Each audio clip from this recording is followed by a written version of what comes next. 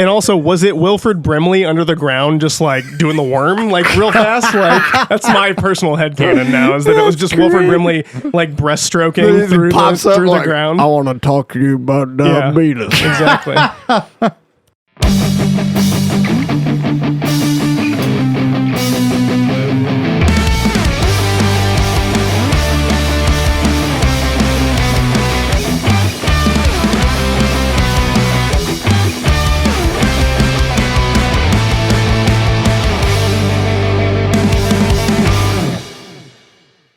Hey, everybody, welcome to the show. We are the Geek Battalion. My name is Jimmy. I'm joined by... I'm B. And I'm Duncan. And we are a pop culture podcast, and we focus on all things geek. We're hosted by a Marine and a soldier and a cop. And we talk about all things geek, like I just said, but with an objective to bring some light in this crazy world. So with that said, how are you guys doing? I'm good. Just peachy. Yeah. Doing pretty good. Good. How are you? I'm fucking dying, dude. What? Oh, dear. Yeah. I mean, we all are. Yeah, but... well, yeah. I mean, every day is one step closer to the grave, you know. And James Bond there, you know, from the cradle to the grave, you know. No, I'm getting back into cardio and absolutely hate it. It's terrible. Yeah. But I'm doing it, getting into it. Okay. Well, What are you doing? You just running or what? well, I'm trying to further my military career. And so part of that, I have to eventually run 4 miles in 36 minutes. Yeah. What's that breakdown to? It's about 8 minutes a mile. 8 minute mile, yeah. Yeah. Well, 9. 8 minutes mile be 32 minutes. So. Yeah. So Yep, that's what I came here to do minutes. is math. So Yeah, see sorry. you guys. yeah, 9 minute mile, but I'm aiming for 8 minute miles. Yeah. I'm right about 9:30 right now. So I got a little bit of work to do. Yeah, that sounds awful. Yeah, that sounds I don't wanna fucking do terrible. that at all. I do not like running. So. But my knees hate it and my lungs hate it. So everything's good. We're all good here. Yeah. All right. I'm sure that's what you guys came to listen to here. But anyway, so tonight's episode, we're going to be focusing, our main topic is going to be John Carpenter's The Thing. That's right. That is going to be, I mean, I would say it's a listener suggestion, but he's kind of our absentee fourth co-host. Yeah, until I replaced him. Yeah. Now he's just like Shemp, the fourth stooge. So, you know. The but one no one has ever heard of. Or... Yeah. Which I don't know does anybody even know who the three stooges are at this point? I don't know. But yeah, Tony suggested that. So Larry, Curly, and Moe. Oh, James. It took you a second there. I did. My gears were turning. Yeah, Shemp. He's the fourth stooge. It's also the name of a dog. Sure. So sure. Why not? Sorry, I'm not actually hating on him. I think it's funny to be mean to people. So. And you excel at it. So. Yeah, I mean, world-class asshole right here. So, but yeah, so yeah, this was his pick. He told us we have to watch this and talk about it. Yeah. Or he was not going to be friends with us anymore. I guess since we all picked our own movies, I guess that was his pick. He said it was in the spirit of Halloween, which we are in the spooky month of October, but spooky season afoot. I don't know. Is it Halloween-y? I don't know. I mean, it's a creature flick. Yeah. It's definitely that. Yeah, for sure. That. Sort of creature in it. Yeah. So The Thing. Yeah. The Thing. Yeah. But we'll get into that later. We will. But first up, let's get into that sit rep. Let's do that.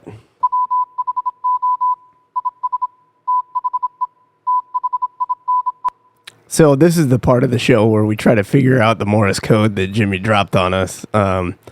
And usually I forget to pay attention. Not that I could decipher it anyways, but... Oh, I thought you could. I thought that was the whole... Yeah, that was your thing. Isn't that the bit we've been doing? I actually like write my notes in Morse code too, just so I'm the only one who can read Only one who can read, Yeah. D's nuts, I don't know. Nope, not that one. Give us a hint. Is it a new one at least? This one is definitely in line with our topic. Okay, in line with our topic. Diabetes. No? My name is Wilford Brimley, and I have I'm diabetes. here to talk to you about the Beatles. No. That. Yeah, that one, I didn't think of that one when I was doing it. I don't know. Go ahead. Yeah. What is it? Who is the Thing? Okay. Yeah. Oh, okay. Yeah. All right. But that has nothing to do with this portion of the show. This is where we talk about what we've been up to since the last episode. Yep. Maybe we'll throw in a nugget of news or something that we found interesting. So, I'm a broken record, but I'll start us off so you can build us back up again. But lost a Marine this week. He had some health issues, and he unfortunately passed this week. So that was kind of a shock to us all, and just it sucks. I don't have any other way to say it, but just another reminder that life is short, and just freak things can happen out of nowhere, and Hug your loved ones. Yeah, exactly. Enjoy the time that you have, and if you have a chance to sit around and talk shit with your friends about dumb stuff, then by all means, you should do it. But so we're gonna continue to honor him next month for the Marine Corps birthday. We're gonna have a remembrance for him, but again, it happened sudden and no one saw it coming, so it's a shitty deal. But yeah, I actually had a very similar situation this week with a guy I served with in Afghanistan. His kidneys just randomly failed, and he was gone within like 2 weeks. But yeah, he was a really great non-commissioned officer, and he eventually became first sergeant of the unit that I was in. I wasn't in when he was the first sergeant, but I was part of that unit previously. And then he just passed way out of left field. Nobody saw it coming. My thoughts and prayers are with his family, and my condolences to your friend. Yeah, sorry guys. Let's all raise a toast to the fallen. Sure. Yeah. So, I hate doing this because I don't know how to pick up from that, but I guess that's life. So that's what we'll do. Yeah. You got some news? What else? What have you been doing? I've been working on the I'm so close to finishing Duncan's costume. And I have to be because literally the deadline is like very we ain't got much time here. Us, so hopefully that will be done. But can't wait to unleash that on the world for everyone. But I've seen some sneak peeks of it. It looks awesome. I'm pretty pleased with how it's turned out. Very excited to throw it together and put it on. Yeah. I haven't seen everything that I have finished like all together yet. So I'm excited to see what the finished product looks like. Yeah. But anyways, working on that. I did dabble into Gen V a little bit. Okay. I love The Boys. Okay. This is not The Boys, but yeah. And where does this take place in the timeline of The Boys? I'm pretty sure it's after season 3. That's my understanding too. Because it's like they don't have any like direct story links at this point that I'm at. But obviously I can't remember the lady. You haven't finished it yet, right? No, I'm halfway through. Right. So I think it's 6 episodes. I'm at like 3.5 right now. So, but the lady who like comes to power and takes over the Vought company, she's still in power. So, there's that. So that's the thing that happens in season 3? No, I just made that up. But then there's some news clips in the back of different characters that you see, like headlines and stuff. But I think I saw a headline that Gen V season 1 will lead directly to Boys season 4. That makes sense. And season 4 of The Boys will then turn it back to season 2 of Gen V. Okay. Yeah, so going hand in hand there. Just kind of weaving together like that. So with The Boys, every episode that you see of that, you're like, that's it. I've seen it all. Yeah. How can it be fucking more wild than this? They make it even weirder. Like the first episode, of The Boys in The season one. first 10 seconds Where of the the first chick gets episode. fucking Yeah. just annihilated by Just the terrible. train. A-train, A train, yeah. Like what? And that's when you knew you were in for something different. Yeah. Yeah. And I've loved The Boys. I'm like halfway through season 3. It's just like I keep putting it on and then I don't finish it. I don't follow through. I gotta like struggle through it sometimes. See, I didn't have a problem with The Boys because it was very entertaining. There's a lot of shock value that you got to blow through, Yeah. but I love the story and the characters are great. But like rogue superheroes. Gen Yeah. V, I don't know if I can. I'm gonna finish it, but it might be too much. Like there's. Really? Is it like same style or like? Oh yeah. Okay. Oh yeah. The characters to me aren't as intriguing as the other ones from Yeah. The Boys. Like we don't necessarily have the boys side Right. that are, killing all these Yeah. terrible superheroes, but The good guys, more or yeah. less, kind of. But, maybe. like- who knows? Are they the good Yeah. guys? the one of the main characters in the first episode, and I'm not going to spoil it for you, but she realizes her power at a very awkward moment, and it like you're like, okay, this is weird, and then it gets way worse. Like just you're I kind know of exactly what you're Yeah. talking about Oh, God. because I know what her power is, Oh, but I won't God. spoil it. So it just it's like a pretty steep incline that when you're realizing what her power is, and then as soon as it happens, it just like straight vertical, and you're like, Whoa. what the Okay. yeah, it's I'm gonna have to start it. it's a little much, I'm not gonna lie. Yeah. And not just that part, like it gets weirder, and it's almost like they're doing so much shock value, like it's takes away from a good story. Yeah, and maybe there's not as much story value to it. one of the main characters is also Patrick Schwarzenegger. He's like Oh, like one of the actual leads. Schwarzenegger's son? That would be my guess. I mean, that's a pretty unique name, and he definitely in the face looks like his dad and mom. So I'm assuming that's who it is. But yeah, and he's not a great actor, which weird. Yeah. Who would have saw that coming? He's Never also would've not. thought. He's also doesn't look anything like his dad is Physique. wise. So Yeah. there's that. I tried to avoid it. I didn't want to dabble, but I let my son play the first episode or first level or so of Spider-Man 2. Oh. And I knew I shouldn't have left that. You can't put it back in the bottle. So. Yeah, I've been playing. Last night I spent a long So time fun. playing it. So Like, fun. that's the first time I've played a video game that long, and probably since the first Spider-Man game came Right. out, where I'm like, my eyes really hurt, and it's like way too late for a man in his 30s to be up this late. But and especially with I have to get up early in the morning, Yeah. and I have kids that are going to be waking me up, but I just can't stop playing.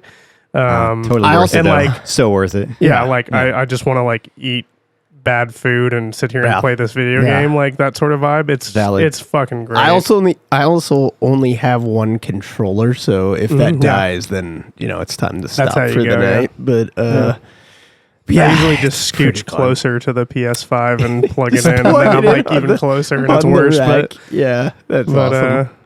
But yeah, that's great. I love the voice actor for Peter Parker. Yuri Lowenthal is too. his name. I'm creeped out by the change in what he looks like, though. So- that like from the games, I mean. So there was the original Marvel Spider-Man for PS4 or whatever that came out, and they had a distinct look for Peter Parker. Right. Then they remastered the whole game, and he looked like he does in Spider-Man 2. Oh, he does. Yes, look they changed his consistent? Okay. entire appearance, and then it's consistent from the remastered Spider-Man 1 to this one. I'm Gotcha. not sure why they changed it in the I remember remaster, him because talking about it, but I don't know I didn't why. like it initially either, but now I'm used to it. But I will say that there's a scene, there's like a flashback kind of mission that it doesn't spoil anything. It's just you are running around as a young Peter Parker for a minute, and he looks identical to Tom Holland in that. in that you bit. think it's Tom Holland? I thought he looked identical to Toby. See, I think maybe that's the point. Is it's like kind of all of A them. mix They between them, did yeah. all of the Spider-Man's features as much as they could and Except combined Maybe it a into little, it. maybe a Looks little like he's got- Garfield in there. I think he could. I think you could argue maybe the head shape or face shape. Oh, and he's got a maybe. little bit of that going, and I think the hair is probably more, and especially modern, like our current timeline. Spider-Man is probably a little bit more Andrew Garfield hair, but either way though, without spoiling it, it's been really super great, and it's fun. absorbed a lot of my time, and I almost was like, yeah, guys, I'm feeling sick. I'm not gonna be come record this episode. I got some Spider-Man to play. But I know that's going to be occupying Yeah. a good chunk of my time as soon as I get this costume making business yeah, handled. But so Well, I'll have to live vicariously through you guys because I do not have a PS5. Yeah. So far, I think this was worth the investment. Which I actually said the web swinging alone, just as soon because they drop you into the game the same way they did in the first one, where it's just you're in the costume, you're doing like, it. Yeah. mid swing dropping. It's like press R2 to swing, and as soon as I got going, I was like, I remember exactly how to do this. This is fucking great. Yeah. Oh, Like, good. So they kept some of the controls from... all the controls are the same. Oh, good. And I think there's even a heavier expectation of you remembering them, because there's a few moments where I was playing there's like an earlier little side mission in the Friendly Neighborhood app that's like a stealth one, and I was like waiting for the cue to pop up of like, do the silent web takedown or whatever, and it just never did, but I just hit the button and it did it. So I think they're Right. just kind of expecting you to remember a few of the things, and they're only teaching you kind of the newer new moves and traversal methods. So. Yeah, they fly now. They Yeah, fly, they've got- so that's pretty cool. Yeah. I really enjoy that, especially when you really get moving and Yes. you can glide a little bit. It's Yeah. pretty cool. The web wings so- is pretty cool, and like using it in conjunction with the web swinging and the web, like the web whip or whatever they call it, where Right. you can pull yourself in a different direction. So like as you're flying, you could just make a Like- 90-degree turn yeah, essentially. and- change direction. That was a sequel reference. It was. It was. That's a John In Boyega fact, it quote. was. Yeah. And Finn. Oscar Isaac. Yeah. Yeah.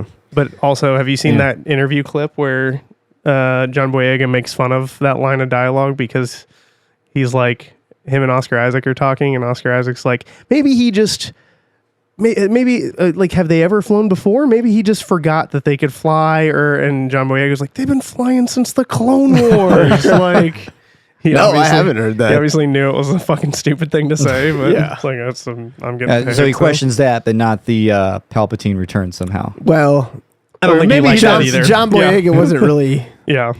He didn't really have any say in that. He was just kind of in the background. Yeah. So.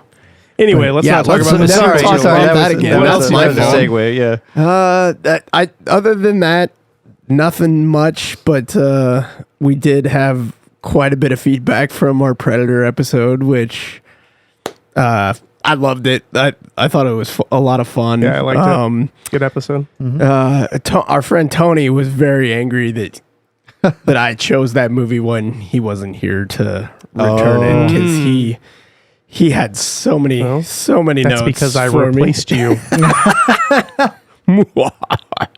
Oh, wait. I got something for that. Oh, Oh, there you yeah. go. Yeah, that was me. Payoff. Yeah. That's a sneak peek in the next episode. Man, yeah.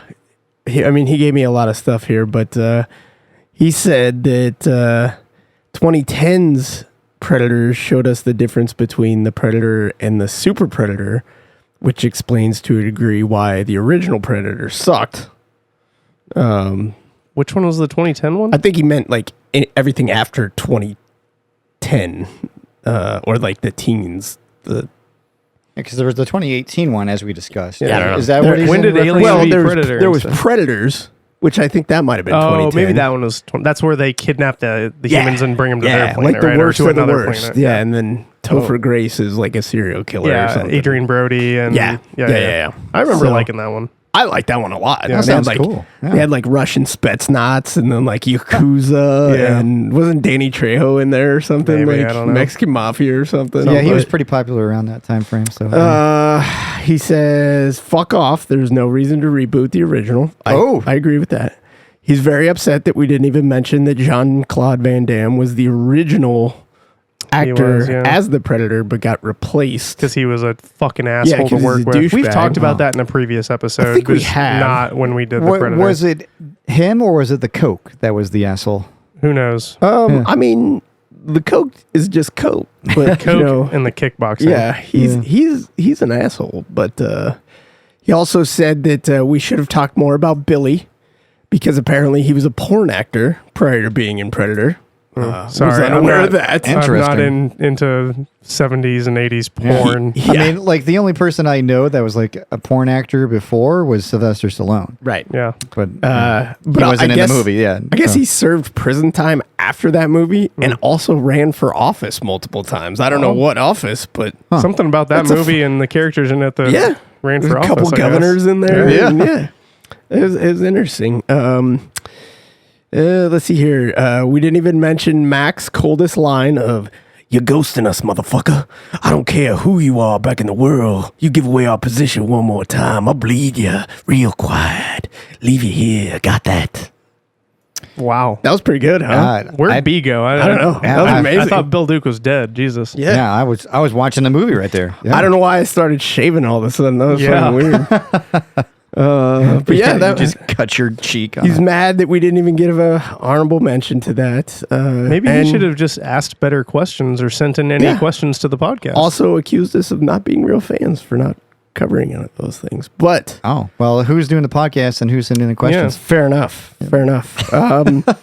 But I think I sent you something on Instagram of a guy that kind of riffs on a possible sequel and like gave the story or the plot for, because we talked about Maybe. You send me a lot of stuff on Instagram. I do. So it's- most hard of to which keep you track. ignore, which I don't blame you. There's don't some ignore weird it, shit but- in there. I think there was a whale dick in there once, which I'm going to bring that up later. I probably so. did ignore that. But anyways, we talked a little bit about like feudal Japan of them going there. Yeah. But that particular Instagram, we'll see if we can find it again. But the guy talks about how and why and who.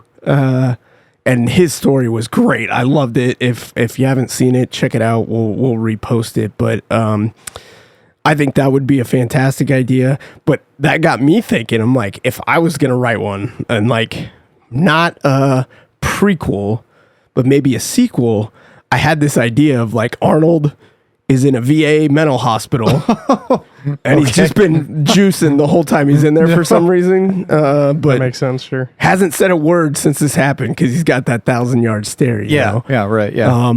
But then one day, Adrian Brody from the Predators movie comes in, and Boyd Holbrook from The Predator Okay. come in, and they convince him to join forces because they're like, look, we got one of their ships, and we know where their homeworld is. We're going to go kill them all. Bring the fight to them. And Arnold does that. Oh. And- Commando style? Yes. Yes. Where there's like a 20 or like, I don't know, like a couple minute scene of him just gearing up for all the shit he's going to take there. And he's got to have the 4-barrel rocket fired or shoulder fired rockets. Yes. He grabs an MTV shirt and a minigun and, just loads up Starts and shaving. then he starts shaving and kills everyone. Like, I think that would be fantastic. Like, And there's got to be some kind of like a twist pun on it. Like, I'm the Predator now. or like, you're still ugly, motherfucker. That would probably be most of it. motherfucker. Yeah. Motherfucker. Yeah. Yeah. But Stick around. stick around. Yeah. And then, maybe Adrian Brody and Boyd Holbrook die like immediately as soon as they get to the planet. And then it's just Arnold. And This See, but- idea is copyright Geek Battalion Vets. Yeah, sure. 2023. Boyd Holbrook at Pay the end me, of that bitches. movie, I think, has access to like an Iron Man Predator suit. something like that. So- I don't remember.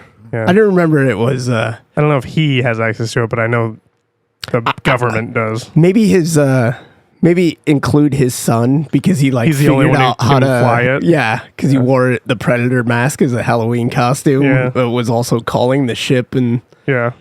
stuff. So FaceTiming his wife. Is Predator in Marvel Universe at all? Is there any kind of reference to Predator in the Marvel Universe?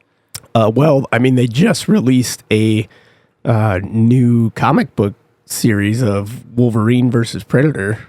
Oh, That okay. just came out. So then that means that you could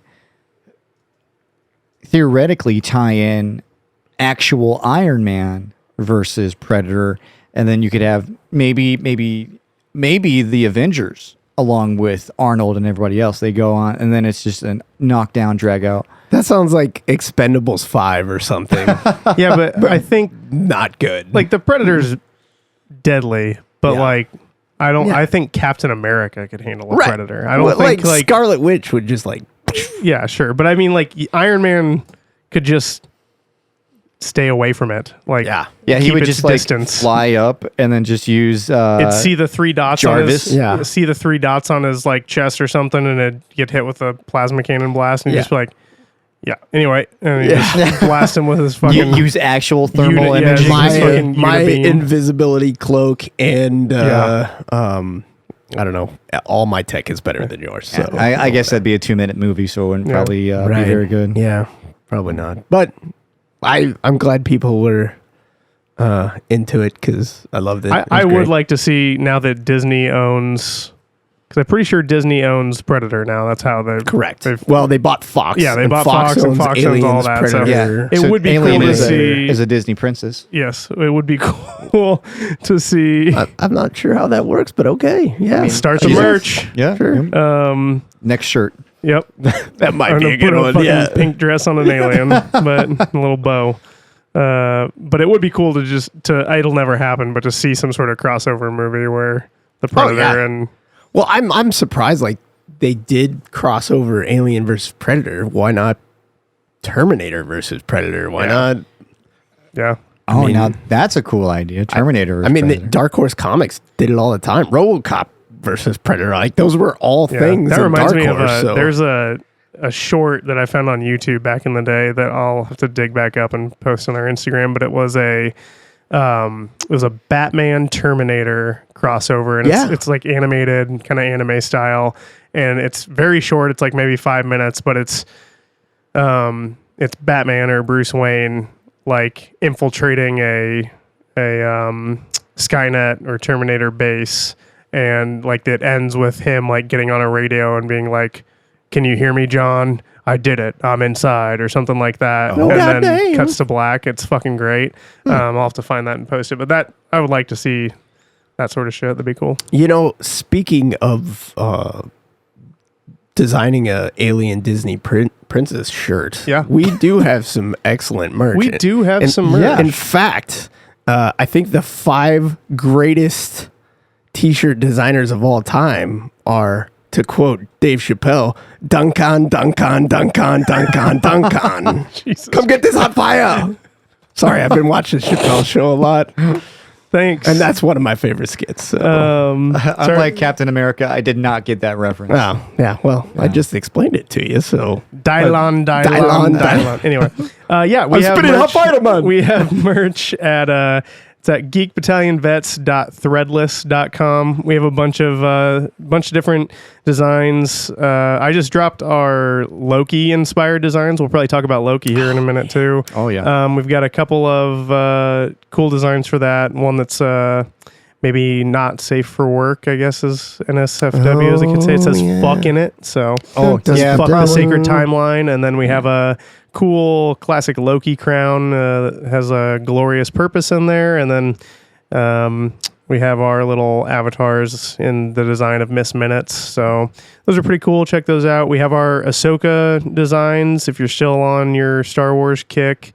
Some Shin and Balin designs, a Sabine design, a Chopper design, which I'm wearing right now, Which looks because he's fucking a rad. little fucking war criminal. We have a Thrawn design, which is pretty cool, and an Ahsoka star map style one. Then we've got lots of other stuff that is based on all sorts of different cool properties: Spider-Man, Mandalorian, Teenage Mutant Ninja Turtles, Guardians of the Galaxy, Breaking Bad, even. So again, geekbattalionvets.threadless.com for that. Help support the show and get you a cool shirt out of it.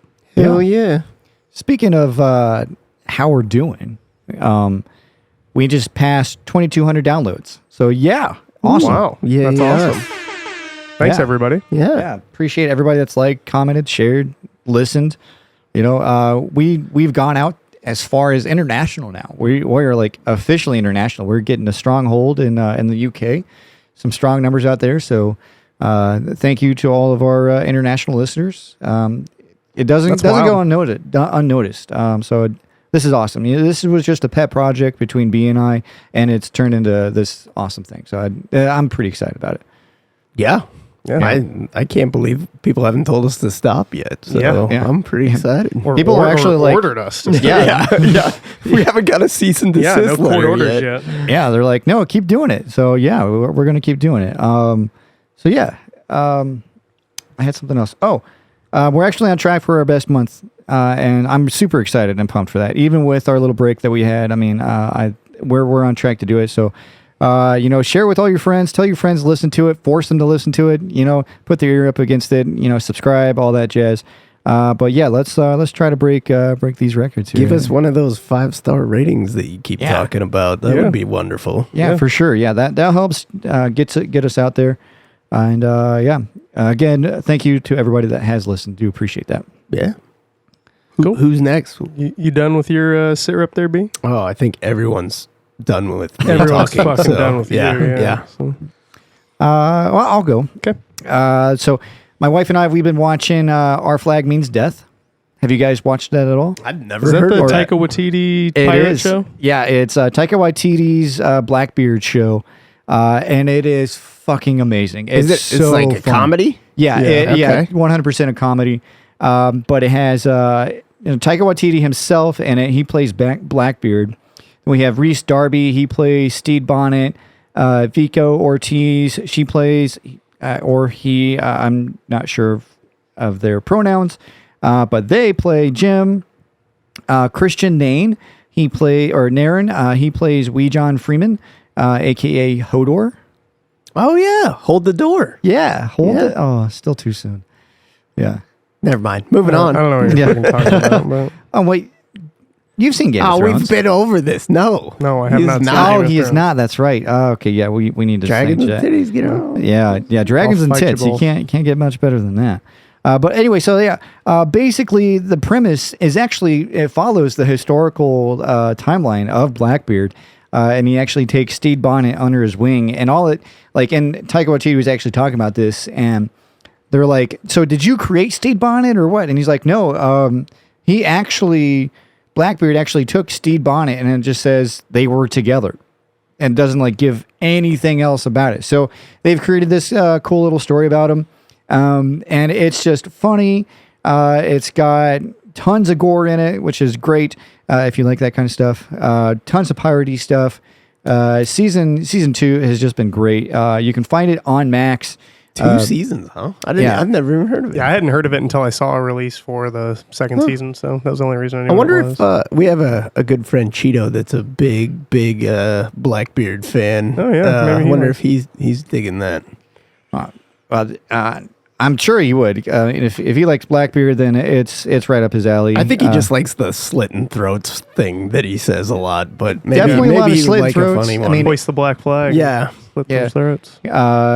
Basically, they take Steed Bonnet and they call him the gentleman pirate. He's like this super well-off guy that wants to be a pirate. And then it's all about his adventures. And then he eventually meets Blackbeard. And then they start going on all these shenanigans. And I'm not going to give anything away, but it's funny. It's gritty. It's emotional. It's got everything you need. And they're all 30-minute episodes. Oh, nice. Yeah, so you easily get into the series. Cool. So yeah, again, that's on Max. Am enjoying that. Still watching Doctor Who. Digging that so much. Looking at maybe getting into the Torchwood series because that falls into the Doctor Who universe as well. Never heard of it. Yeah. So also recently rewatched Friday the 13th Part 3. Which was actually the 3D, the only 3D one in the series. Yeah. Does the poster include Freddy Krueger holding up 3 knife fingers? No, that's Nightmare on Elm Street. Yeah. Oh, yeah. Sorry. You're This right. is Jason Voorhees. Yeah, Jason Voorhees. Yeah. And there's moments in the movie where they're there's just forcefully doing 3D stuff, and it just really like detracts from it. Like there's this yo-yo scene that has like no reason to be in the movie at all, except for you to be in the theater. Like, what the fuck? Yeah. I think Freddy 5. That one's called Maybe. Freddy Got Fingered.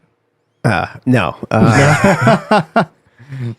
No, the Nightmare on Elm Street 5. Sorry. Oh, okay. Yeah, I mean I think that one was 3D if I remember right. Yeah, like the 80s were just chock full of 3D movies. I mean, you had Jaws 3D, Friday the 13th. I hate fucking 3D movies. Yeah, I don't like Yeah, them I do either. too. Especially like They give me a headache every fucking time. I went to Captain America First Avenger in 3D. And I think the only fucking scene in the whole movie that's in 3D is when they're having that montage of him taking down Hydra and he throws punches- his shield Oh, at the okay. screen. Oh, I'm yeah. like, that's it. I Yeah. paid an extra $10 for this. Yep.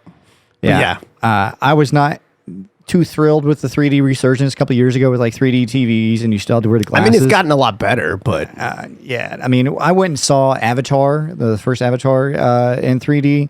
That's a long time to watch 3D. no dude. thanks. Yeah, my I- eyes would be cross-eyed Actually- by the time I'm done. I went on a date with a girl, and she refused to wear the 3D glasses. So you're just gonna watch the Just like, watch a screwed up weird, screen? blurry red and blue movie. Yeah, like the whole time I'm sitting there, I'm like, don't you want the glasses? She's like, no, it's fine. I'm like, I'm like, okay, all right, that's- you might as well leave. yeah, like yeah, why? I guess why we're are we, done. Why are we Yeah, doing I don't know. this? Yeah. But anyway, Friday the 13th Part 3. It's the one where Jason officially gets his mask. Because prior to that, he was just wearing a. Well, it was number one. It wasn't even him doing the killing. It was his mom. Right. And then number two, he's avenging his mom, and he's wearing Spoiler alert. like a burlap Yeah, that burlap mask. little potato sack, basically. Yeah. And then so number 3, he gets his mask. And it's going back and rewatching. They're so campy and Oh terrible. yeah, I'm not a fan. I'm not a fan. Unnecessary like nudity, but I mean, I am a That's fan a- of that.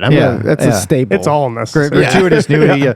Like there's this one scene where this chick just like gets down to her underwear and no top, and then she's just running around like for no reason. There's like no, it's it doesn't- essential to the plot. It Come on. doesn't advance the plot at all. Like my wife was watching it with me. She's like, "What is she doing?" I'm like, I don't know. This is why you wanted to watch this movie. Yeah. Yeah. Well, I wanted to watch it for all the killing and everything. Psycho. Yes. All right. My favorite Jason movie is the one where he's in space, Jason X. Oh yeah. And he gets like the weird nanite infusion, and he's got the fucking worst mask ever, Yes. and like it's fucking atrocious. But there's also a great scene in there where they have like a virtual reality like hologram Yeah. room where they Yeah. do like a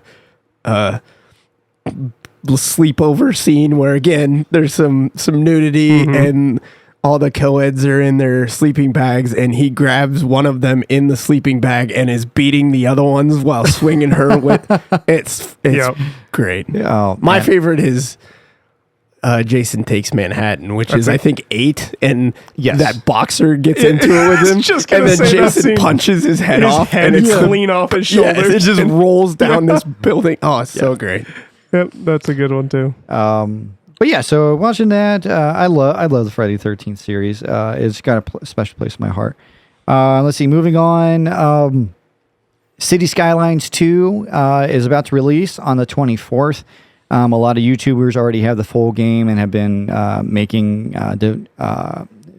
Content. content with it and providing bug feedback to Paradox, and which is really cool to see that a developer is willing to give their game to the content developers and then fix the game on the fly. These. Would you say it's called City Skylines 2? Yeah, City Skylines 2. It's a city builder. Roller okay. Coaster Yeah, okay. Tycoon 7. Gotcha. No, same I thing. used to play Roller Coaster Tycoon. I've never played. I love city builders. I put probably like 300 or 400 hours into City Holy Skylines 1. Jesus. Yeah. Because you could get into mods and then like you could really tailor the city. And it was really very dynamic and very lifelike in some. That's some got to cut aspects. into your cardio time, I would think, a little bit. Yeah, so I won't be able to play City Skylines 2 for a bit, but it does come out on the 24th. It's available on PC, Xbox, and PS5. It's by Paradox Interactive. You can find it on Steam. Basically, it looks like they took all the good from City Skylines 1 and some of the mods that people would use, and they like put it into the base game. So, been pretty cool to see all that. My last thing here, I've been talking about this, and I even mentioned it in my QRF of Diablo 4. But Diablo 4 Season 2 officially launched on October 17th. They're calling it the Season of Blood. It's basically vampire based. You get like some vampire powers, and they're really diving into that whole aspect of being a vampire. Are we talking like glittery vampires? I was going to say, you get sparkly skin. No, definitely. I would call these vampires like actual vampires, not the Twilight. I can't, like the real world vampires. Yeah. Yeah. I wouldn't say Blade type vampires, but just like bad motherfuckers. Like Dracula type, like like superpowers. disappear in a mist of smoke or turn into a turn bat into a bunch or of bats, turn into a like Dracula stack of 2000s. No, you from what I understand, you can't turn into a bat or anything, but you can siphon their blood. Okay. Oh, so it's pretty limited then. Yeah. To be fair, I haven't done a whole lot of investigating and research into this, other than what I've seen from other people doing and some very superficial research into it.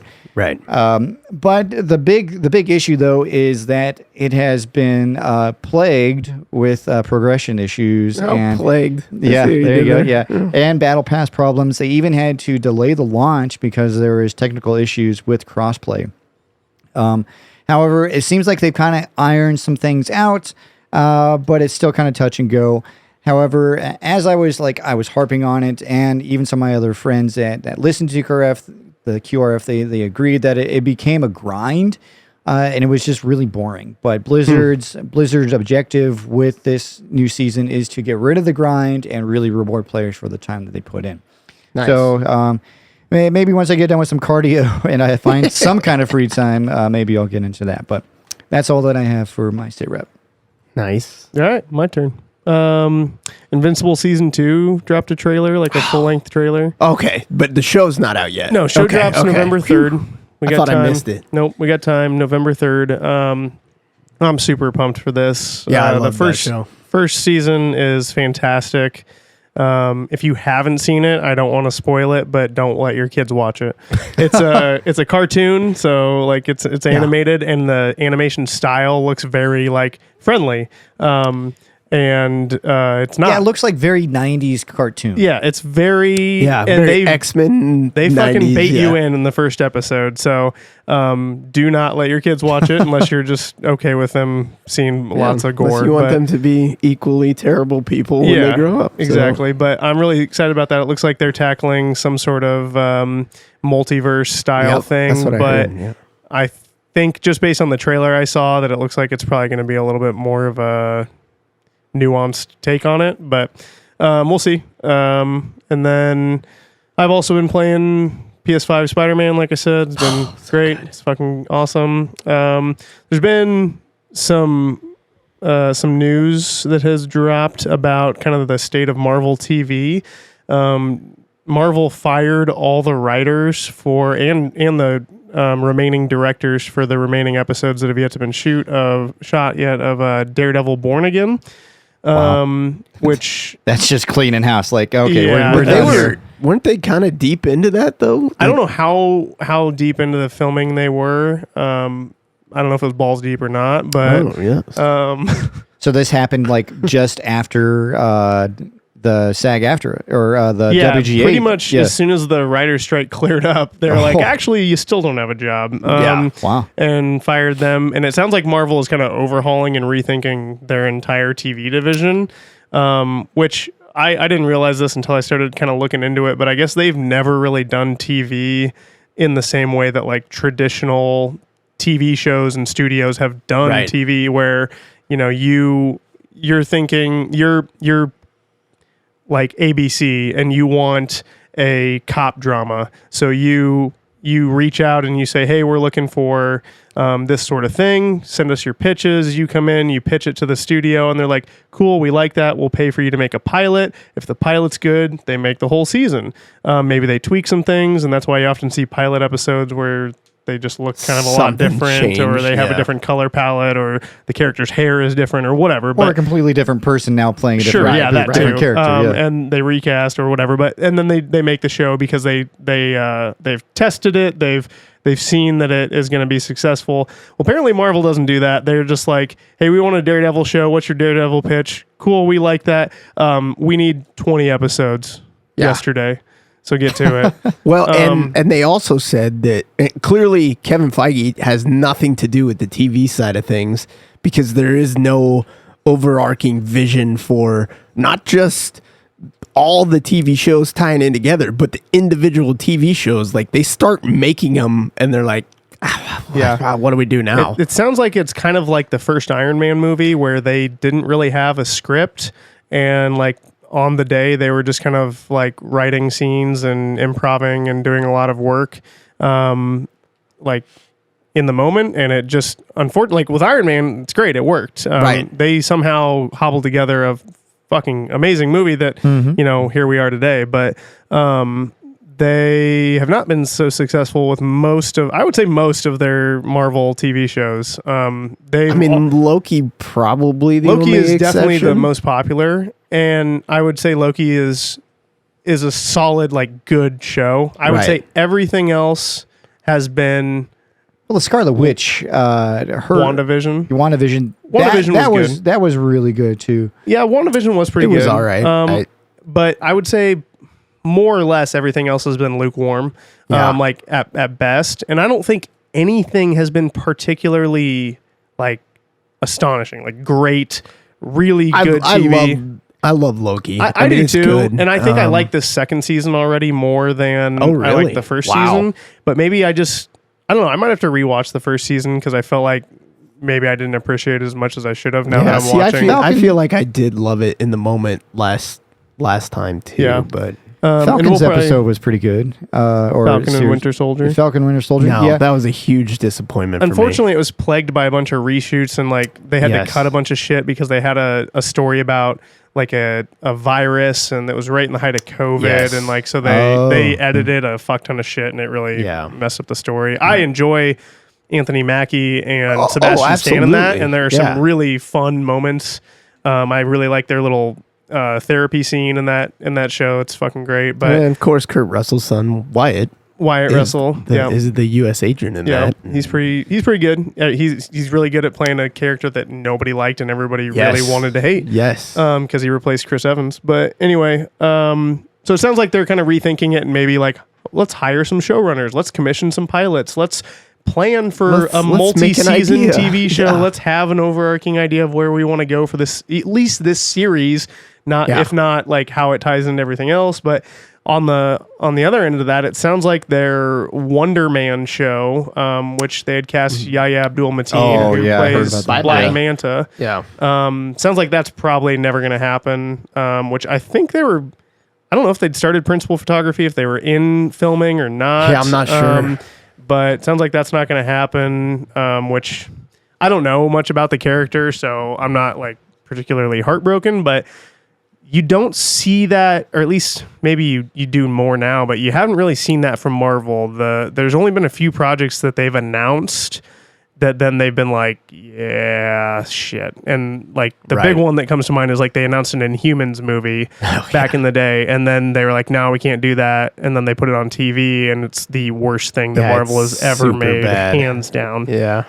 And then I saw Sacha Baron Cohen was cast in a mystery role in Ironheart, and the longtime rumor, probably a year or more, like since we first knew she was getting a show, has been that he's going to be Mephisto in Ironheart. So I would guess that's probably who he's going to play. But and then I also saw that Deadpool 3 is, because the actor strike is still ongoing, is definitely not making its May 2024 release date. Oh, see, I thought they just pushed it to that again. Are they pushing it back further? No, May was already pushed to May from the writer strike and actor strike, and now because the actor strike isn't tied up yet, Damn they haven't set a new release date or anything like that, but they are all but confirming it's not going to make that.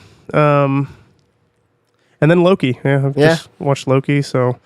I don't know if you guys want to talk about that. Good Loki segue. Episode 2 is where we left off last time. I think we all generally enjoyed the pace of the first episode. Thought it was I really liked it. really impressive, talking episode that still felt very fast paced and action packed. Yeah, there was a lot of information that they put out very quickly, but it and the way they did it, they cut it and the way the characters interact and the way it's shot, it's like, oh man, I'm on the edge of my seat here. Yeah. I still go back to that scene when they're down there with Ouroboros, and that was just like such a super really well done, creative scene. and really fun scene of using the time traveling metric. And I also really I don't know if we talked about it, but I fucking loved it when we first watched it, where it appears to be a one shot. I don't know if they edited it with CGI or not, but where they're walking down the hall to go to the time loom, and Ouroboros is holding the TVA manual, and then he just tosses it behind him, and Tom Hiddleston's Loki just catches it, and but he's probably 10 or 15 feet away from him when he throws it, and he just just throws it behind his back, and he just snatches it out of the air. I wonder if that's a fucking Spider-Man moment where they had to do 150 takes of it or something like that. Right. It's really cool. But episode 2, I enjoyed the episode, but was it just me, or did it feel I felt like I missed an episode? There was a huge gap. It starts with they're just in 1970, whatever the fuck they are, 1977 or something, and they're just hunting down Sylvie. X5. No, they're not even hunting down. No, you're right. X5 as Brad Wolf, who's now a movie star. Yeah, and there's no backstory it did feel out of place. Because last we knew was that at the end of episode 1 was that General Dox and X5 and all of her soldiers were loading up on pruning charges and weapons and raiding the armory and disappearing into time doors everywhere. And they were well, we know they're looking for Sylvie. If we find Sylvie, we can find them and figure out what's going on. And then all of a sudden, they're just yeah, we got to find Brad. And they're looking for him in this movie scene. Which I think there's some clear ADR added dialogue that they did to try and clean it up. But I'm just curious as to why they cut or what the thought was there. But yeah, it took me halfway through the episode to realize who X5 was, because we meet X5, and to be fair, I haven't rewatched season 1, so I mean, I'm sure if I rewatched season 1, I would understand. He's not in season 1 either, though. Oh, he's not? No, he's a new character for this season. So then there's no basis to have a memory of X5, or maybe I don't know, but it was I would agree. It felt like there was something missing, because now we're going after X5, and we should know who X5 is based off episode 1. Yeah, I'm no, I don't. But once I kind of got over that and was okay, I didn't miss an episode. This is episode 2. Here we go. I really enjoyed the kind of chase scene that they did. They go they go to the movie premiere. I loved that. And because X5 is now going by Brad Wolf, and this is on the Sacred Timeline, so I don't know if that means he killed his Sacred Timeline version of himself, because everyone in the TVA is a variant. Right. So I don't know if that means he killed his Sacred Timeline self and took over his spot as Brad Wolf, the actor. But he's got a movie premiere for a movie called Zaniac, which is a B-list Thor villain from back in the day. And they end up chasing him through the streets of London. I think they're in London. And Loki he's finally using magic and using his skills it was cool to see catch him. And shadows were the shadows so and the scene where he's he all the illusions of kind of the punk rock kids that are gathering around him and gonna rob him sort of situation, and then he realizes it's Loki.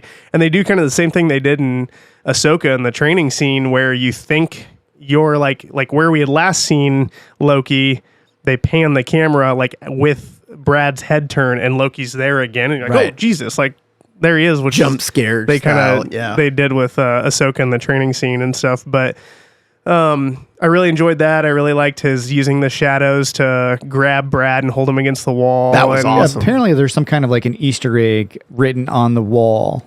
It was a movie poster for one of the Eternals. Oh yeah, for Kingo. Kingo, yeah. Yeah, okay. The Eternal, who's But we himself. will never bring that movie up again. So Kumail Nanjiani's character. But and I don't know why, but I really liked that. Like Mobius comes up and he's like, "Come on, man, isn't this all this theatrics a little much?" And he's talking to because there's 3 Lokis. Yeah, he's talking to them one in the middle, and then they pan. Like the real Loki is actually just off to the side, like he's subverting your expectations even more so. Like because they one by one disappear. Yeah, and then, it's him. I thought it was all right. No, I really liked that. And then I love the interrogation scene. Oh, that was great. And the return of, even though it was all a ruse, like the return of Loki, the villain. Right. I love, and that shadow scene kind of gave us a hint to that too. That's the thing that you kind of forget about this Loki is that he was taken, like he disappeared moments after being captured by the Avengers, after leading the invasion of New York and trying to kill Tony Stark and all, destroy the world. Evil. Yeah, when he was his most evil and doing things, whatever. And they even reference that in this episode when he's like, "You remember, I was so upset with my dad and my brother that I held New York hostage with an alien army, and I tried to kill Tony Stark, and when that didn't work, I threw him out a window." Sometimes we lose our temper, sort of thing. It's just really funny to hear him. But like this Loki is like, he's not that far removed from being the bad guy. Yeah, and like it's impressive that they really they sped run his character development in the first season by because you see.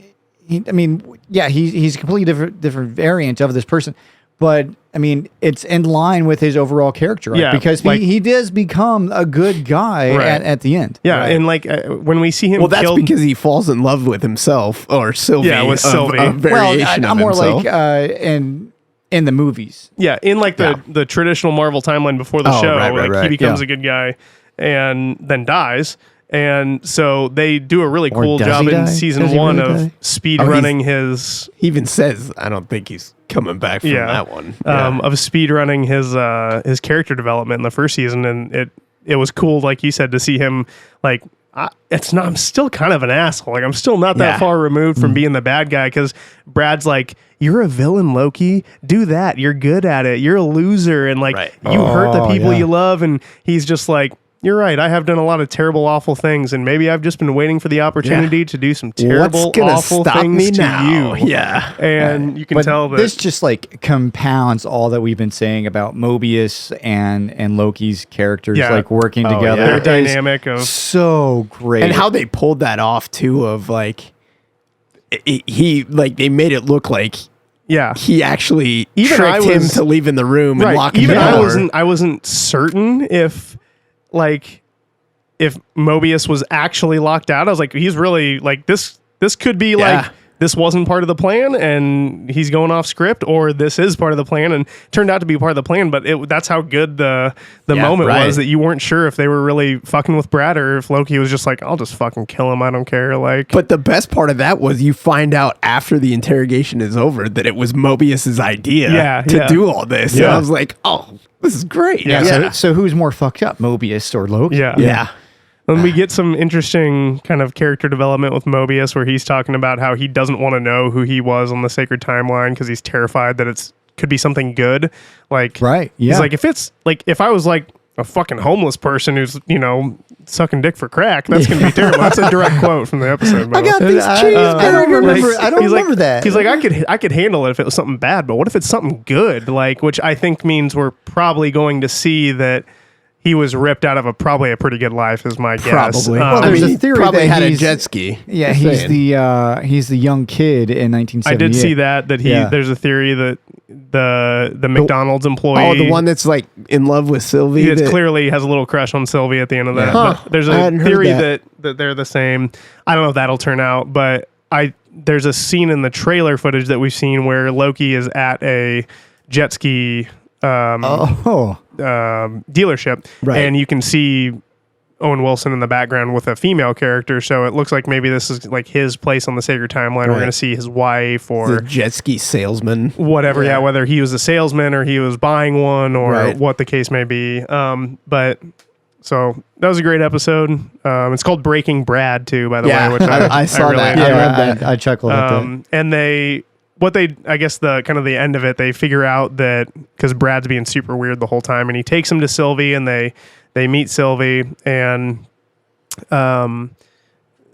Sylvie uses kind of her enchantment powers to read his mind and find out that General Dox, her whole plan has just been, because the time loom is, going to blow up essentially. Apart, There's so many branch timelines. So she's like, fuck it, we're pruning them all. And we actually see them kill like trillions of fucking people in all these branch timelines, which was an interesting scene, but it also like kind of helped Loki and Mobius because now the loom has less pressure on it, so they have kind of more time to deal with a workaround for it.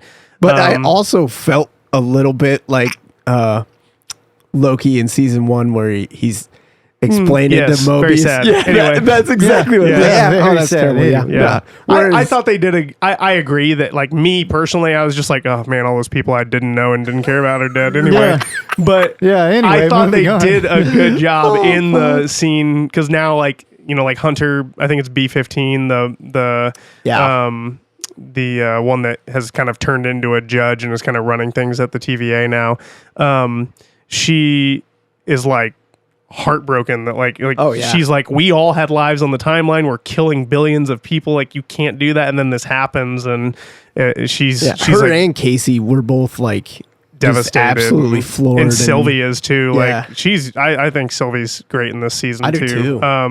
But that leads into at the end of that, they say they got a hit on Renslayer's Tempad, and where she is in time. So we open up with the third episode in 1868, correct, Chicago, and Renslayer has presumably just stepped there from her exit in season 1 to there, and she meets Miss Minutes, who's already there, this weird floating ghost clock who's just hiding in like pre-1900. Well, I thought it was hilarious Chicago. how In the slums. Renslayer says something to her, and she's like, maybe you should tone it down a bit. And she turns black and white. Yeah, she turns black and white and kind of like into a little bit older style. Yeah. But they definitely didn't have that in 1868 not either. cartoon. Like, that's like fucking early days Mickey Mouse Right. look. Like, anyway, she turned into Steamboat Willie. Yeah, Steamboat Miss Minutes. But so she brings a copy of the TVA guidebook, which we've seen was written by OB, and Miss Minutes tell her that He Who Remains basically has a backup plan, and the start of the backup plan is for her to come here and to drop that TVA guidebook through that window, and that's all she needs to know. So she goes and does that, and what we see is that she was dropping it to a young Victor Timely, who is a Kang variant, who is apparently alive now in this time period, I mean, which is interesting because, like, in the first season, right, He Who Remains has talked about how he's the one who remains. He's the one variant of Kang who is still alive because he won the multiverse of war and he brought peace to the timeline and created the sacred timeline. But clearly he's hidden at least one, if not many, variants of himself in the sacred timeline, because it says in 1868 that they're on the sacred timeline, Right. in the little Caption. text, caption. And so it's interesting that he has these people here when he's saying they're such a threat, like, but I guess since there's infinite possibilities, these are ones that could be pulled from anywhere where they just were never a threat and they just live normal lives. So I mean, I'm just thinking about that right now, like how like interesting it is. Like, I don't want to say like selfish, but like selfish too. Like you're gonna be like, it's me, like currently on this timeline, like I'm the one that I want to like finish, but like in the event that I don't get to the very end, I'm gonna go find me in another timeline and make sure that version of me makes it to the end. It's like such like a weird, like, I don't want to say like mind fuck, but like it's like it's just weird to think like that. Like, no matter what, I'm gonna make sure I'm successful. yeah. it seems like they're doing, and maybe it's just a little reference to it, but it reminded me of like a Kang story from the Marvel comics where Kang goes back in time to visit, or goes forward in time, or whatever you want to do, because he travels all over, but he goes and visits his young self in Nathaniel Richards' form, and he's trying to prevent either something from happening to himself when he was younger, or to something like that, and he ends up basically just creating this loop where that's how he becomes Kang, and then Kang goes back, and that's how so it seems like, that's kind of what He Who Remains is doing here. This wasn't originally how he came to be, but now that he's gone back in time, or he's created this loop where she goes back in time and provides this information to Victor Timely, that now this Victor Timely becomes He Who Remains, and when he dies as He Who Remains, then Ravonna will go back in time and give this book to. So it's kind of the whole time as a flat circle thing that I've talked about before, and I think they call it in physics or in time travel theory stuff, the bootstrap paradox, where it's like, I create the ability to travel through time. I come up with that technology. And in order to make sure that I do that, I go back in time to my younger self and I provide them with the blueprints to create time travel. And then they create time travel. And then in order to make sure that they create time travel, they go back, and it's just it's just an endless loop there. So it'll be interesting to see. It's kind of like Bill and Ted. Yeah. It'll be interesting to see if because only the good guys can go back and do the right thing. Yeah.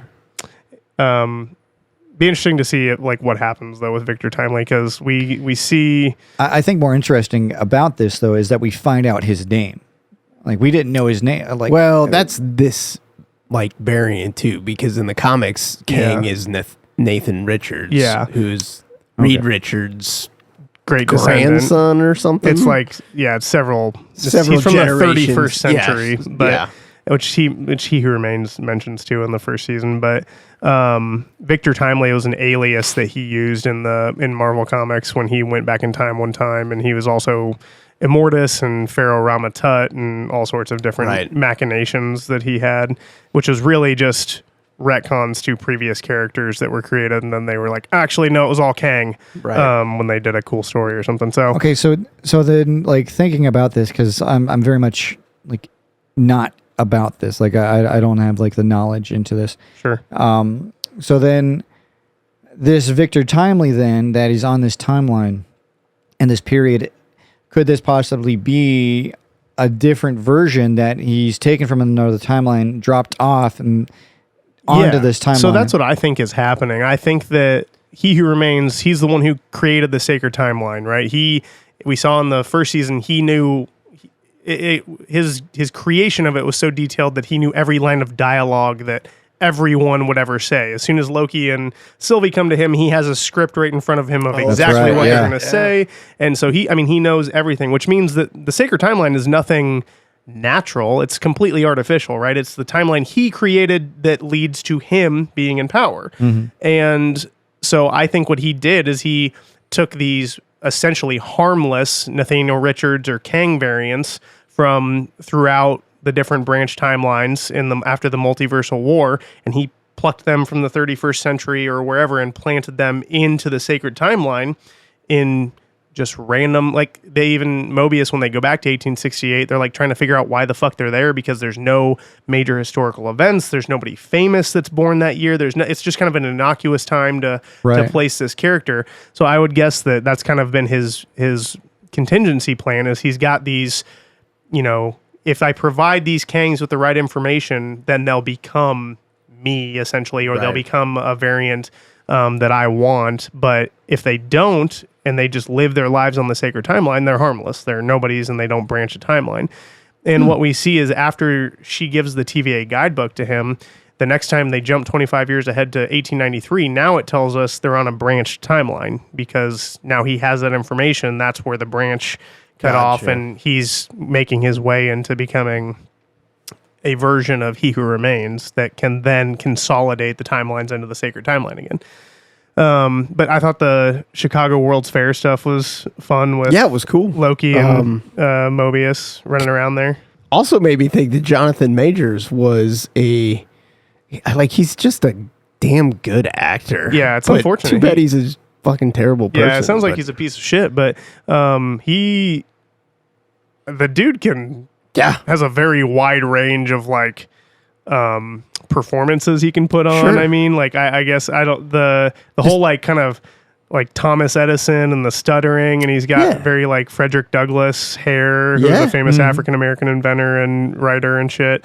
Like they did a great job with that. And his whole speech where he presents basically his time loom as like a sort of a competitor to Tesla and Edison's electrical marvels at that time. But then we find out basically that he's just like he's a con man. Really good con man. Yeah.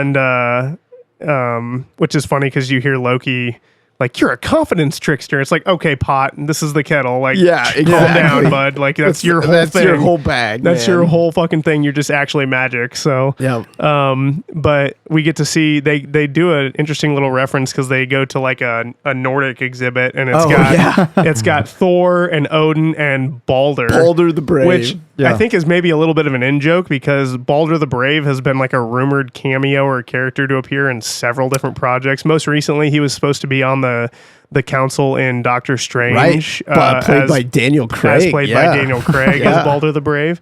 And he's just Thor's brother.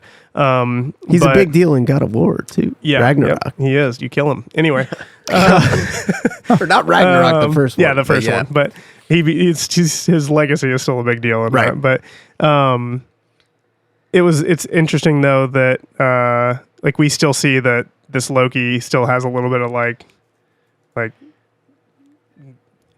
feelings about that whole situation. Like Odin didn't look like that, and Thor's not that tall, and whatever. But I also love that because right after they turn around in this scene, they see like a cart with like some prize-winning pigs roll by, and later in the scene, when he runs into that big motherfucker who wants to fight him, and he just teleports him. He teleports him into that the cage. pigs. And every time they do one of these gags, that there is a point where he like noticed something, and then he later uses it. Whether I think it's in the Breaking Bad episode. He notices in the foot chase. He notices the kids that he then mimics as part of the illusion, and so it's cool. It's just cool that they're paying that much attention, and that's why this show is good, because they're paying attention to those little details. That particular scene too, where Loki's like all depressed about this Nordic exhibit, and like Mobius turns around and is like, "Oh yeah, your father didn't love you, your dad or your brother's better than you." Like, good game. Like slaps him on the ass. Like, get over it. I love that part. Yeah, their dynamic, seriously, like we've already mentioned, is the fucking best part of this show. Like they just seem like they are legitimately those characters and really get along. Yeah, I'm just really happy to see Owen Wilson like back acting again. Yeah, like doing a good job. Yeah, he's great, and he's not just like in a Coen Brothers flick that like or Wes Anderson. Or doing some Wedding Crashers movie. Yeah, you know, like he's great as Mobius, but so eventually they find Victor Timely, and Loki's like, oh fuck, this is the post-credit scene, and is it Ant-Man? I think it is Ant-Man. Quantumania? Yeah. Wait, there was a post-credit scene? No. In Ant-Man and the Wasp: Quantumania, the last end credit scene they have in the movie is the beginning of Victor Timely on stage. Yeah, where Loki sees him and is like, that's him. That's the guy. Because if you haven't seen that movie, there's a scene where like all the Kangs are like in this arena cheering on the other Kangs, and then the Council of Kangs, which is the Egyptian one you mentioned, and like a couple other like almost like a Council of Ricks. Yeah, that's. I mean, they did it first. So well, Marvel Comics did it first, but because they got it is a thing before. from the comic books. Yeah, that's true. But all right, I haven't seen Quantumania yet. It's okay. You can miss that. Hard I haven't seen Ant-Man and the Wasp either. It's better than Quantumania. Yeah, which that's not saying a whole lot. But so they eventually get onto him, and and Renslayer is also there, and she's trying to kind of take him with him so she can guide him on the path of the He Who Remains. And they're like, hey, we need him and his temporal aura so that yeah. we can shut down the loom and make sure that, you know, we don't all die and all of time doesn't die. And Sylvie shows up and tries to kill him, but eventually they're able to convince Sylvie to let them take him. But there's some really cool there's a funny gag where eventually Renslayer and Miss Minutes and Victor Timely run off, and Mobius comes running up with a tandem bike to Loki. Oh, yeah, And he's yeah. like, come on, Get and on. like pats the seat, and he's like, hop on, and Loki's just like, absolutely not. No, hell I'm not doing no. that. But then in the next scene where they're catching up with them, they're in the background they roll up on the tandem bike together. I guess I didn't notice that. And hop off and chase him down. That's funny. But we get to see, because Victor Timely's had the TVA guidebook, right? So he's kind of been making these prototype, like janky versions of that technology. Yeah, I like how everything is a prototype. Yeah, it's a prototype. Like the pants that were supposed to make some dude taller. Expandable pants. Yeah. I also liked when he's talking to that guy. And He ducks down. He's crouches like, down. it looks like it's working to you me. look pretty tall to me, bud. But we see that he has like a prototype pruning rod, which is like the size of a tree. It's a like mini fucking gun. huge. I Yeah. think it's gigantic, but it clearly still will fucking kill you. And we see that Miss Minutes and Renslayer are kind of in like a love triangle with him. Like Miss Minutes is like, straight up says I love you to him, and is like, why didn't you ever give me a body and we could rule together? Yeah, she goes like super horny Ultron on him. Yeah, Like, she like pastes her face on like a mannequin body and like winks at him and shit. And he's like, I ain't into this. And Yeah, like, he's totally weirded out. sucks her back into the temp pad and I shit. ain't Lando. Yeah, You know? yeah, I don't Make it fuck work. droids. But especially non-corporeal ones. That, I don't know how that works, but anyway, It works. It works. so then we see Renslayer. Well, after Loki and Mobius take Victor Timely back to the TVA, we see Sylvie. She kicks Renslayer, uses her master temp pad that she got from He Who Remains, and kicks her into the end of time, into the Citadel at the end of the time, and we see He Who Remains like rotting corpse in the chair where where Sylvie stabbed him, and we hear she opens her temp pad and Miss Minutes jumps out again, and Miss Minutes is like, hey, I know a secret about you, and it's gonna really piss you off, and then the episode ends. But my question is, what do we think that What's the secret secret? is?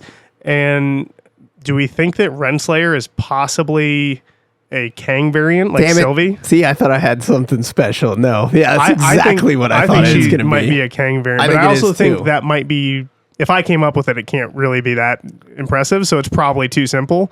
But I don't know. Yeah, my wife was like, it's probably like Kang's daughter or something like that. And I'm like, Yeah. I don't know. I don't know if they would go like that weird with it.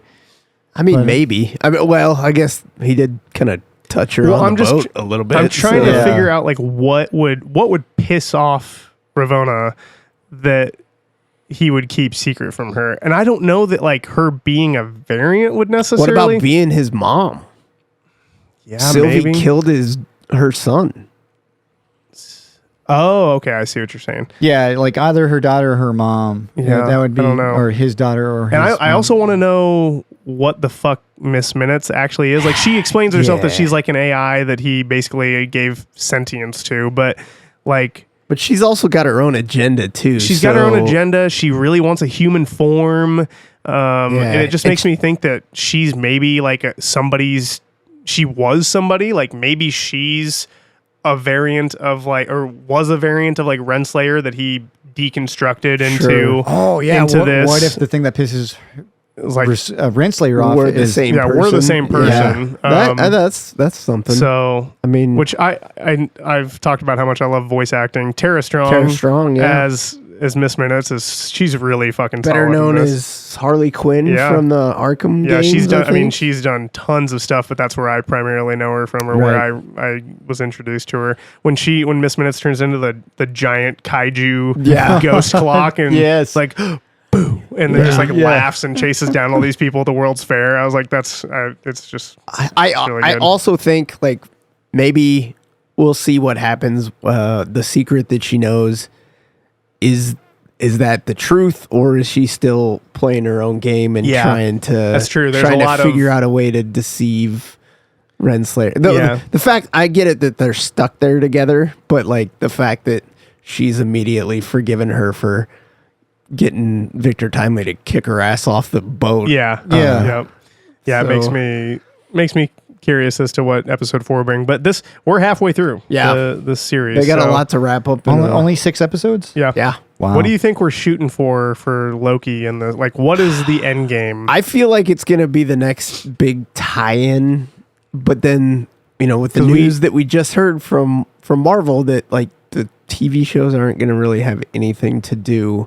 Well, I don't know if this that's what is that news means. This but is the only one though that has, if I'm correct, this is the only one that's had a tie to the movies because the like movie, a major tie. Yeah. yes, Right, Ant-Man and the Wasp, Quantum Has Mania affected plot points. had a after credit scene from this Yeah. show. So Yeah. clearly, and they're that tied Kang directly variant together. in the quantum realm, I guess maybe I'm misunderstanding this, but could only be there because Sylvie killed He Who Remains and allowed right all the other options of Kang to exist again. to create that Exact- council. Yeah. But yeah, I don't know. That's interesting. I don't know. I mean, My thought maybe is that Loki, and they've kind of hinted at this, so it's not that exciting, but maybe he's going to end up running the TVA and maybe might end the timeline stuff or try to end the timeline stuff or find some way to. I wonder if they're trying to make Loki into like a his whole glorious purpose thing, like this Giving is him his, one? this Yeah. is his glorious purpose Yeah, is maybe. to rule the TVA and maybe do it in I could see them either do it in a benevolent way, or he becomes kind of the thing he hated as Kang or as He Who Remains and is kind of evil again. back to being the bad But, guy. yeah, back I to don't being know. the I bad don't guy. know if So he does that, but I definitely see within at least episode 4 or 5, they're going to finally get the temporal loom under control because it's been very much the gimmick of almost got it, but not really. Like you see that in Die Hard. It's a typical trope. When he's It's just a plot device. Yeah. though. he's MacGuffin. falling. He's falling out of the building, and he's got the fire hose wrapped around him. He's almost got it, and then the fire hose catches on this, but then the fire hose let go, and then he continues his fall, and then he finally finds a safe spot. So it's a typical plot within within movies and shows of just to keep the audience guessing and to kind of extend whatever it is that they're doing. Right. So I foresee within at least episode 4 or 5 they finally figure out the temporal loom. But to be honest, I don't even know what they're going to do with Loki after this. I kind of agree that he would probably become the overall boss of it, but I don't think he would even want to be called the boss. Or maybe it's Sylvie that becomes the boss because she's talked about how broken the TVA is, and maybe she's the one to fix it. I don't know. Maybe it's Mobius. Yeah, that doesn't play into his character though. I don't think he would be the person. Yeah, that I would don't know, but I will say that I hadn't been excited about Secret War or whatever the fuck the Avengers Secret War, Secret War. Yeah. and then Kang Dynasty and shit. But I think this show has made me at least a little bit more back on board. I don't know necessarily about Kang, but for the multiverse stuff, Right. Or however they're going to handle it. I'm excited, I guess, more about future Marvel projects than I have been in a while because of the show. The show's great, so. Do you enjoy Legos?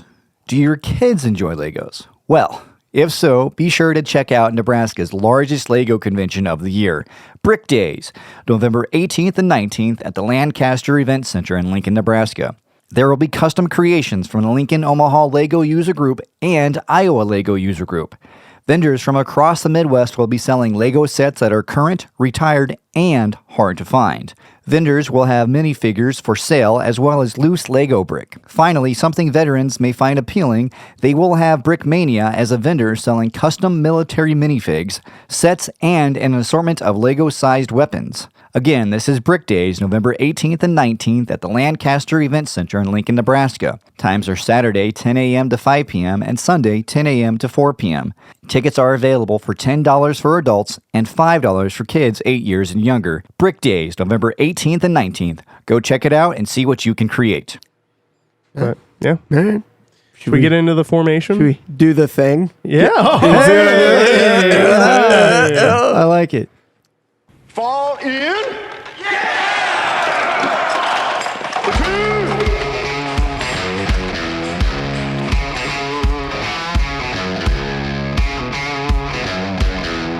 You fall out in that street, I'm gonna kick your ass right off this fucking planet.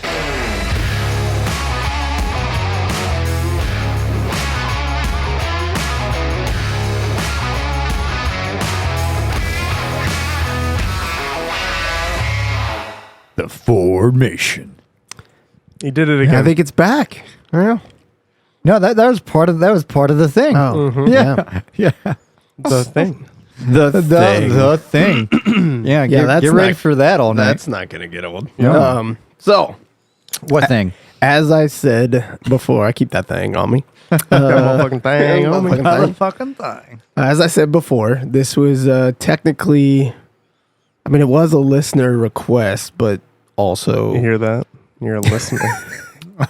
and sometimes co-host. Man. Yeah. All right. Man, these variants are just getting after each other. This is crazy. I'm Loki. He's Sylvie. Yeah, okay, whatever. I'm good with either. As long as I get to be Mobius, it's Relegated There to a you go. side character. There you fine. go. But yeah, so our good friend Tony suggested. I want to say demanded is probably a better. Yeah, 100%. He was a You little will mean about you it. will do this, and we're like, yeah, okay. Well, you don't pay my bills, but okay. But yeah, we didn't have anything better to talk about. Hey-oh. Sorry. Yeah, you got a buzzer. Okay. But yeah, so this is his pick. So Now, the Tony, thing from here's to you. 1982. 1982. Not No, the 2011 one. that only one person in this room was alive when this movie came out. So Is that accurate? That's accurate? Okay, that's accurate. that is accurate. Yeah. So Yeah, what were you, like 45 at that point? Yeah. I was like Or older, because 3, 4, something like that. I don't know. yeah, because you were there on the night that you crossed the Delaware Christmas Eve. yes, yeah, yes, with with Washington. George. Yeah, Yeah, what was that like? Cold. yeah, bloody. Anyways, 1982, John Carpenter's classic, The Thing. What was The Thing about? Well, to just give you an overview, some kind of weird ass alien spaceship crash lands on Earth at some point in time. They estimate 100,000 years ago. Yeah, that gets brought in- up sometime, in but there's no movie? context for that at all. No, he in looks the at the opening ice. credits. Oh, yeah. in the opening credits. there's No, not, no. it's just this terrible looking fucking UFO flying saucer Yeah. that crashes into Antarctica. And Hey, these were great graphics for 1982. I thought the opening sequence, like the graphics, I thought that was Do you really know how fucking they? cool. Do you know how they did that? No, movie So magic. they put a stencil. It's a completely practical effect. Oh. They put a stencil and then they put a plastic bag underneath of it, and then they heat the plastic bag so that it crinkles So, and like, shrinks melts and lights and melts, and then you can see the light of all that happening through the stencil of the thing, and that's, that's how they did badass. it. And apparently, it's because this is a remake.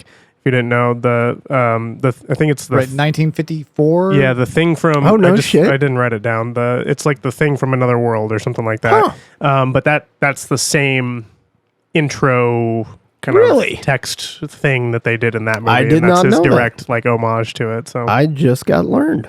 Well, I guess is that enough detail for you, Tony, that was pretty impressive. Yeah, I'll fuck it up later. So Yeah. I guess before we, get too into the weeds with the movie here, just a little bit about the cast.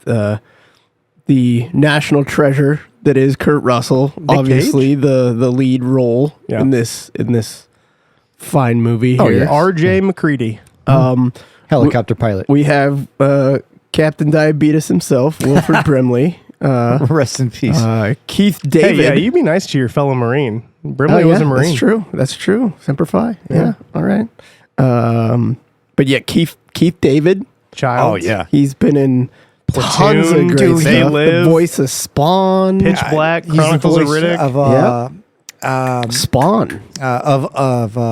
Spawn. I don't know, but he's the voice of Spawn. I don't know if you heard that. Oh, he also voiced Spawn. The Oh, Arbiter. Spawn? Goliath the Arbiter from Halo Gargoyles? 2. Oh yeah, he is the Arbiter. Oh, he's also okay. the Goliath. He's Goliath. He's also from in Men at Gargoyles. Work with Emilio Estevez and Charlie Sheen. Also a classic. He has Yeah. been in well over 300 films and movies or in TV shows. He's a fucking also in fucking Chronicles of Riddick. yeah.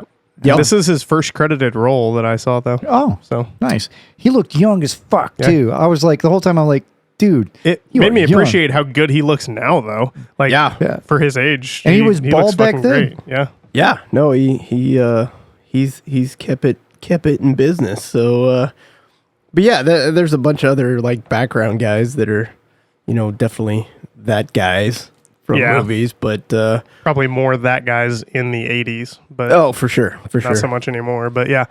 Wilford Brimley's like unrecognizable to me Yeah, because because the only he's so time I've young. really Oh, like yeah. seen Wilford Brimley is like the old like diabetes like commercials like The 4.5 Whatever. inch thick glasses that are and his shaded, and you giant can't- mustache that's like goes down to his chin. yeah, betas. My name is Wilford. Yeah, but I have diabetes. But yeah, so the story here is this alien spacecraft. We don't find out till way later in the movie that apparently hundreds of thousands of years ago crashed on Earth. So it's buried in the ice in Antarctica, and a fast forward to I guess 1982. Yep. We have a U.S. research team that is stationed at Antarctica. What are they doing? Nobody knows. Yeah, Anyway, I don't know. Yeah. Research, man. fucking down in Antarctica. But then they kind of have a run-in with a Norwegian research team. Who? Well, I mean, the film opens with the Norwegians chasing this wolf along the yeah, no, ice. I'm giving the overview. I'm giving you an overview of. yeah, you give know, us the overview everything of the that plot. happened. Just give us the quick hit of the plot, and So- then we'll get into the details. Yeah. if Tony's okay with that. I mean, let's ask him. Oh, he's not here. Yeah, I'm fine with that. Oh, shots fired. God damn. Man, It's sorry, gonna be professional sorry, asshole. It's Tony. gonna be remember. battle royale in here. Because you just got to be here. I'm sorry. I'm so sorry. Man, I'm stuck in the middle here. Yeah, you are. It's still kind of funny though. But anyways, so the Norwegian team shows up and they're losing their shit, and all of a sudden we got a mystery on our hands, and so we go over to where all the Norwegians were, and they're all dead. Pretty brutally. Yeah. Yeah. And then they find, naturally something that they dug up. Yeah, they find So- some sort of excavation that's like almost like shaped like a tomb. Right. And they're like, what the fuck Yeah. was in And this? My wife was like, "This is what happens when you don't turn the heater on for the hot tub." Oh. I was like, "Yeah, that does look like a hot tub." So, I mean, like, naturally, this whole research team is just brutally murdered. Hey, let's just take whatever this random thing is that they're working on and Yeah. take it back to our base camp. and all their research and whatever Yeah, else yeah. we want. So they do that. Then it turns out that thing that they took was some kind of alien that has the ability to imitate a host. And it's a big whodunit the rest of the movie. You don't know who's the alien or who's been taken over by the alien, and it kind of dwindles down to the chosen few. Yep. With, of course, I mean, Lots of paranoia, right? Yeah, suspicion. Can't trust anyone. including like the main guy. Yeah, and- the main guy, but it's Kurt Russell, and Yeah. he has to make it all the way through. We all know that going through it. But yeah. so I thought that I'd seen this. There's a certain scene that I got to very early on in the movie that clearly I have not seen this because I wouldn't have slept for 40 years had I seen it. Is it the dog thing? That's scene? absolutely the one. Fuck. Yeah, fucking what? But we'll get to that in a Yeah. minute. So, So real quick at the beginning, because like Jimmy said, it opens with the Norwegian team like hurriedly flying in a helicopter, chasing down this husky that they're shooting at from the air initially. And I'm like, what the fuck is going on in this? Like, I thought it was like, you leave that dog alone. Well, I thought I assumed the husky was like a stand-in for a wolf in the movie. Like, I thought it was supposed to be a wolf, and like they were showing them basically like protecting their research area. Like, well, we can't have wolves wandering into camp and killing people. It's Antarctica. So we gotta. Why is there a wolf in Antarctica? Probably not a wolf but there. we gotta kill. And why doesn't it look like an Arctic wolf? But anyway, again, I thought it was just it's in some scene in an 80s movie, and it's like, oh nope, it's just a dog. Now when you see it run up and like jump up on that dude, like, help me, help! So the helicopter crashes, and this Norwegian dude stumbles out after the helicopter pilot blows up their fucking, because he slips a grenade out of his hand and just fucking kills himself in the helicopter. But the Norwegian guy shows up and he starts yelling at these Americans in Norwegian, and apparently he tells them exactly what happened. Like if you know Norwegian, the whole movie's spoiled. The whole movie is spoiled if you speak Norwegian, because he says that's not a fucking dog. It's some sort of thing. It like we have to kill it. Get out of the way, you fucking idiots. I'm gonna kill it. It's not a dog. It's not a dog. Something like that. Wow. And so if you unfortunately speak Norwegian and saw this, you were like, oh, all right. Well, I guess know I won't watch this. the next 2 hours of this then. Yeah. So that I just thought that was interesting little. But I will say I was pleasantly surprised. This is a pretty good flick. Yeah. Like, I enjoyed it. It's It good. was, I see why it's regarded as a classic. Oh, so. sure. But so anyways, we get to the part where the Norwegians, spoiling the whole movie for everyone if you speak Norwegian. Leading up to that point, though, they're flying in and they're shooting at the dog, but they're shooting, but there's there's no muzzle flare. There's no muzzle recoil. flash, no recoil. There's barely even a finger pulling the trigger. And like, It's just very sound obvious. Like, effect. you can see the muzzle of the barrel, and there's the sound effect going off, and you're like, Yeah, I That's remember not an thinking act- the same thing. yeah. Yeah, they had they had to cut some corners in places to get this made. I think but, there was just lower expectations of like that sort of thing. It's just like people don't necessarily know this much, and there's just whatever. But I guess, however, before we get into it, I made the observation though, like, if this is your first movie as an actor and you have to go do in some location where you're fucking freezing, I would be pissed. Yeah, I'd be that would absolutely pissed. But knowing the company that you're in, with Kurt Russell and everybody else, I'm sure they would have made it like awesome. Sure. But still, that would have been fucking terrible, because I hate the cold. I can't stand it. We did get a little ahead of ourselves here for my notes. A little callback to some things that we've done here on the show. We reviewed the Star Wars Family Guy trilogy. oh, do they reference that in this? In my mind, they did. So the opening scene of the movie, if you forget about the UFO flying saucer crashing into the ice part, but is Kurt Russell drinking and playing a computer game with chess. this 80s dot matrix green screen computer. And the first thing that popped into my mind was the Quagmire as C-3PO from episode 4 was like, thanks for the sex, early 90s printer. And like, so my notes just say thanks for the sex, early 80s computer. So he's McCready's pretty lucky that like the Thing shows up and like gives him something to do, because he's pretty bored. They would have been fucked till summer apparently if he pours his drink into like some exhaust port of the fucking computer, he throws and it in the just computer. like and it's fucking done. I mean, they had a pretty sweet setup though. I mean, they had a pool table, arcade game, movies, but you're in cards. fucking Antarctica. And researching something. You telling me that's the only thing the computer was for, was playing chess on it? That you could just fucking dump your drink on it and fry the thing? But yeah, what an asshole. But yeah, so the Norwegians fly in on the helicopter and they're shooting at this dog, and not just shooting at the dog, because the dog is running at them. And this motherfucker is shooting at them because once the he dog gets out is of the running up to airplane, them. he starts, or out of the helicopter, and he tells him the crux of the whole movie.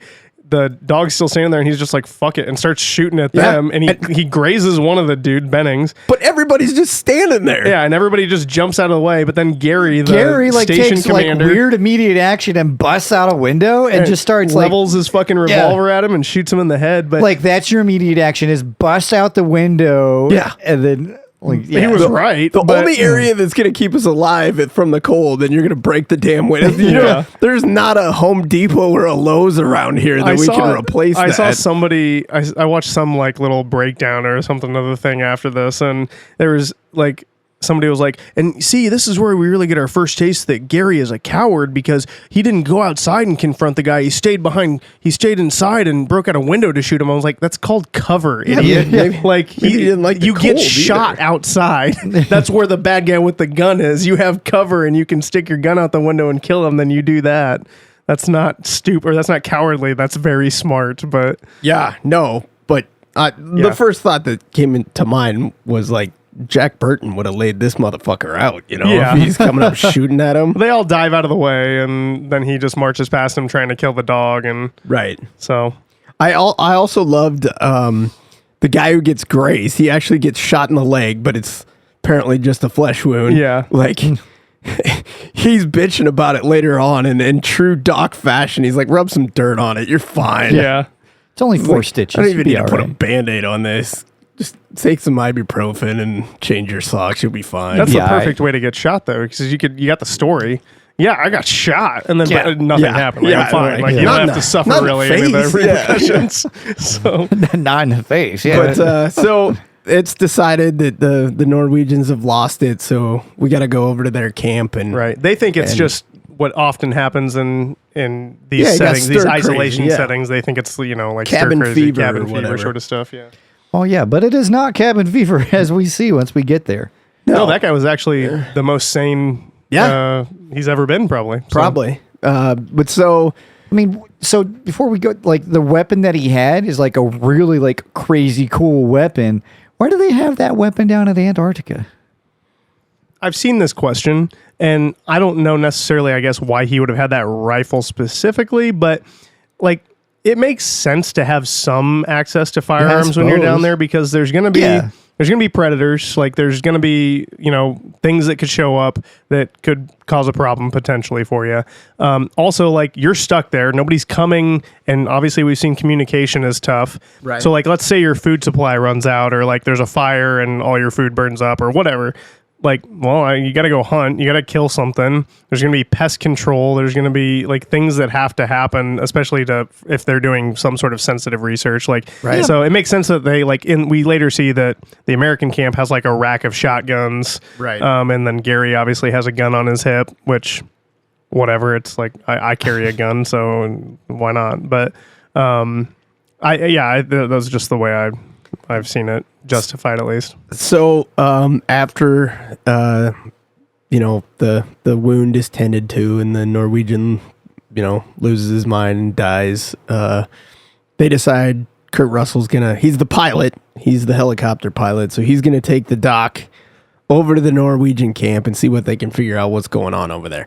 So they go over there and everybody's just like slaughtered, mutilated. There's burnt bodies, there's just gross shit. Well, the first everywhere. body they see he's sitting in a chair, and they look at a blood trail that leads up, and it's to his wrists where the blood has like frozen coming out of his wrist, and he clearly like slit his own wrists. He said, And you're like, "Fuck oh this Jesus, shit." what the fuck happened here? But then they find this, like you guys said, an open tomb, basically, that looks like some kind of deep fried whale dick or something. Like, There's the whale dick just reference. so fucking weird looking thing. Like, let's load this shit up and take it back to the camp and see what we can find out.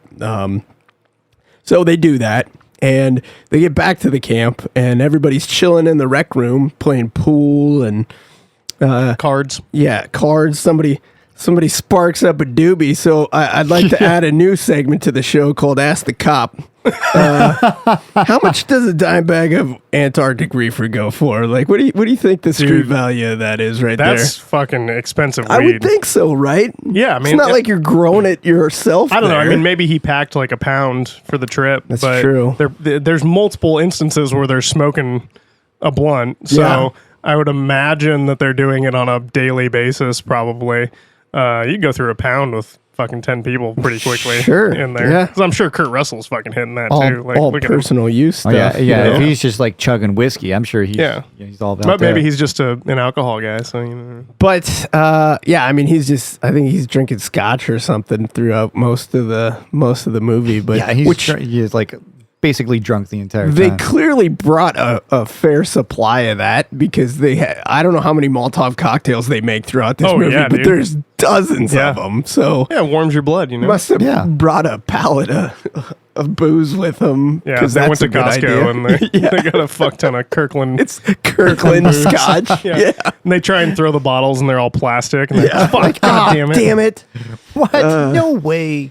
But as we're all chilling and smoking the spliff in the rec room, demon dog comes running in and bumps somebody's knee Yeah, or bumps whatever. the dude who got shot. And he has a very violent, like, freaked out reaction Yeah. about Yeah. a dog walking by Right. him. I was like, what the fuck is this guy's problem? But So they decided to take this dog and for whatever reason they didn't do this initially. Like the Norwegians were shooting at it. yeah. And they're like, "Oh, he's fine. We'll just let him like stay in our quarters." Yeah, or whatever. so I wasn't sure if it was originally one of their dogs that had wandered off and whatever. I didn't get that. No, but I don't impression. think it is. But like Yeah. when I was watching the scene, because like the way the dog comes up and Clark, the dog handler, initially like grabs it when the Norwegian is even still alive. He's just like, "Hey, boy, you're all right, good job," and just like starts petting him, and like the dog's immediately friendly with him. I'm Right. like, "Oh, this is obviously his dog or something like that was just running around." But yeah, that's definitely not the case, and they just like let the dog wander through their Right. top secret research Yeah. place, or maybe not top secret, but whatever. But because he bumps the guy's knee, they're like, "That's it. You're getting it locked in in the the kennel." kennel with the rest of the dogs." Yeah. And it was at this point that I realized I had indeed not seen this movie. Yeah. Because Yeah. things happen. And since Tony can't be here, I'll share with all of you a brief snippet of our text stream from when this scene happened. So Oh, did you guys sync it up together and watch it? at the no, we same time? didn't. That would have been cool. We totally should have done that. But I did kind of text him periodically as I was watching. So Just the way to enjoy a movie. yeah, exactly.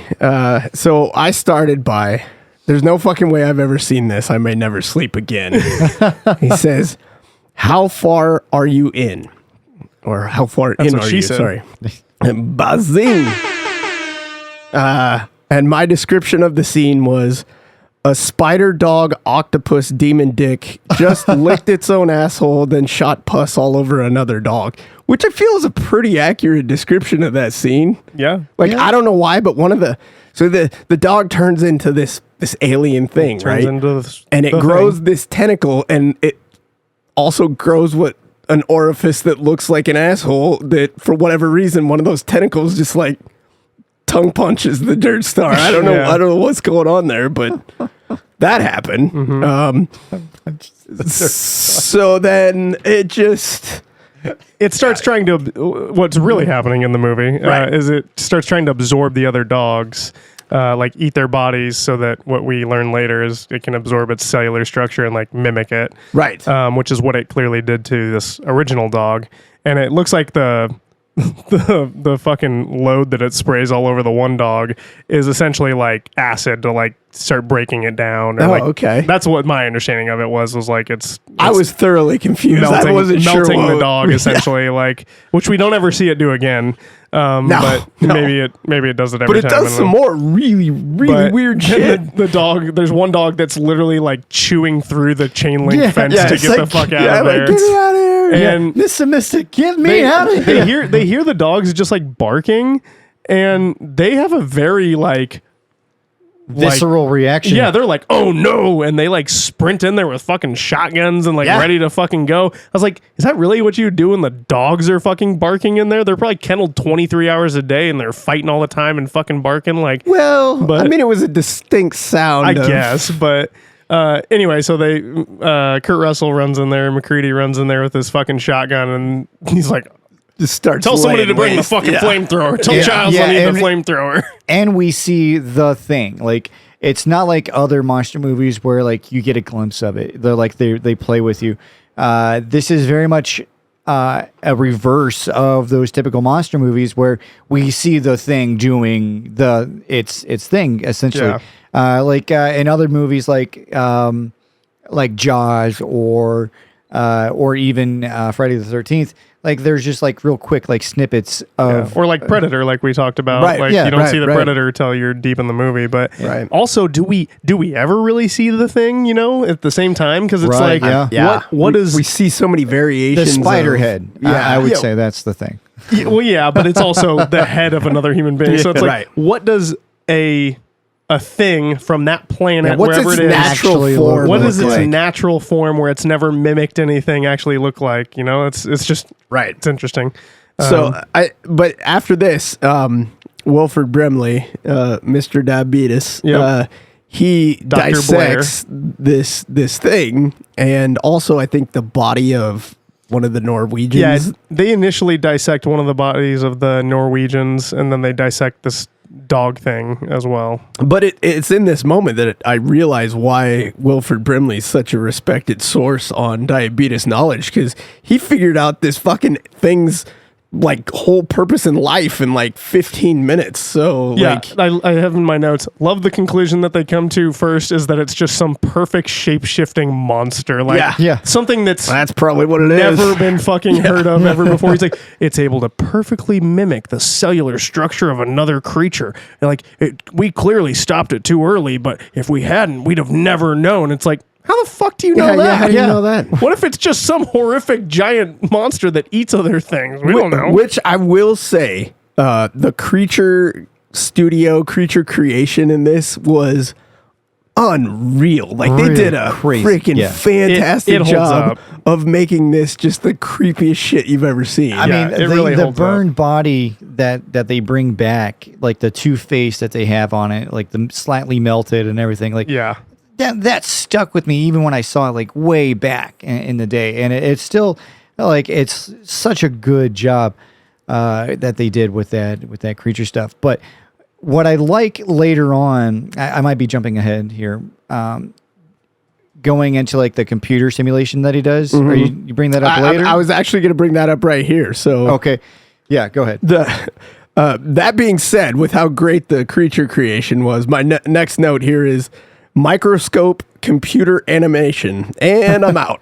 Like, this was like Space Invaders. Yeah. Like, I don't know. It was fucking terrible. It says in the computer simulation that it predicts that 75% of the team is likely already infected, and that if the virus or whatever it calls it, if the infection were to reach a civilized area, the entire world would be infected after 27,000 hours.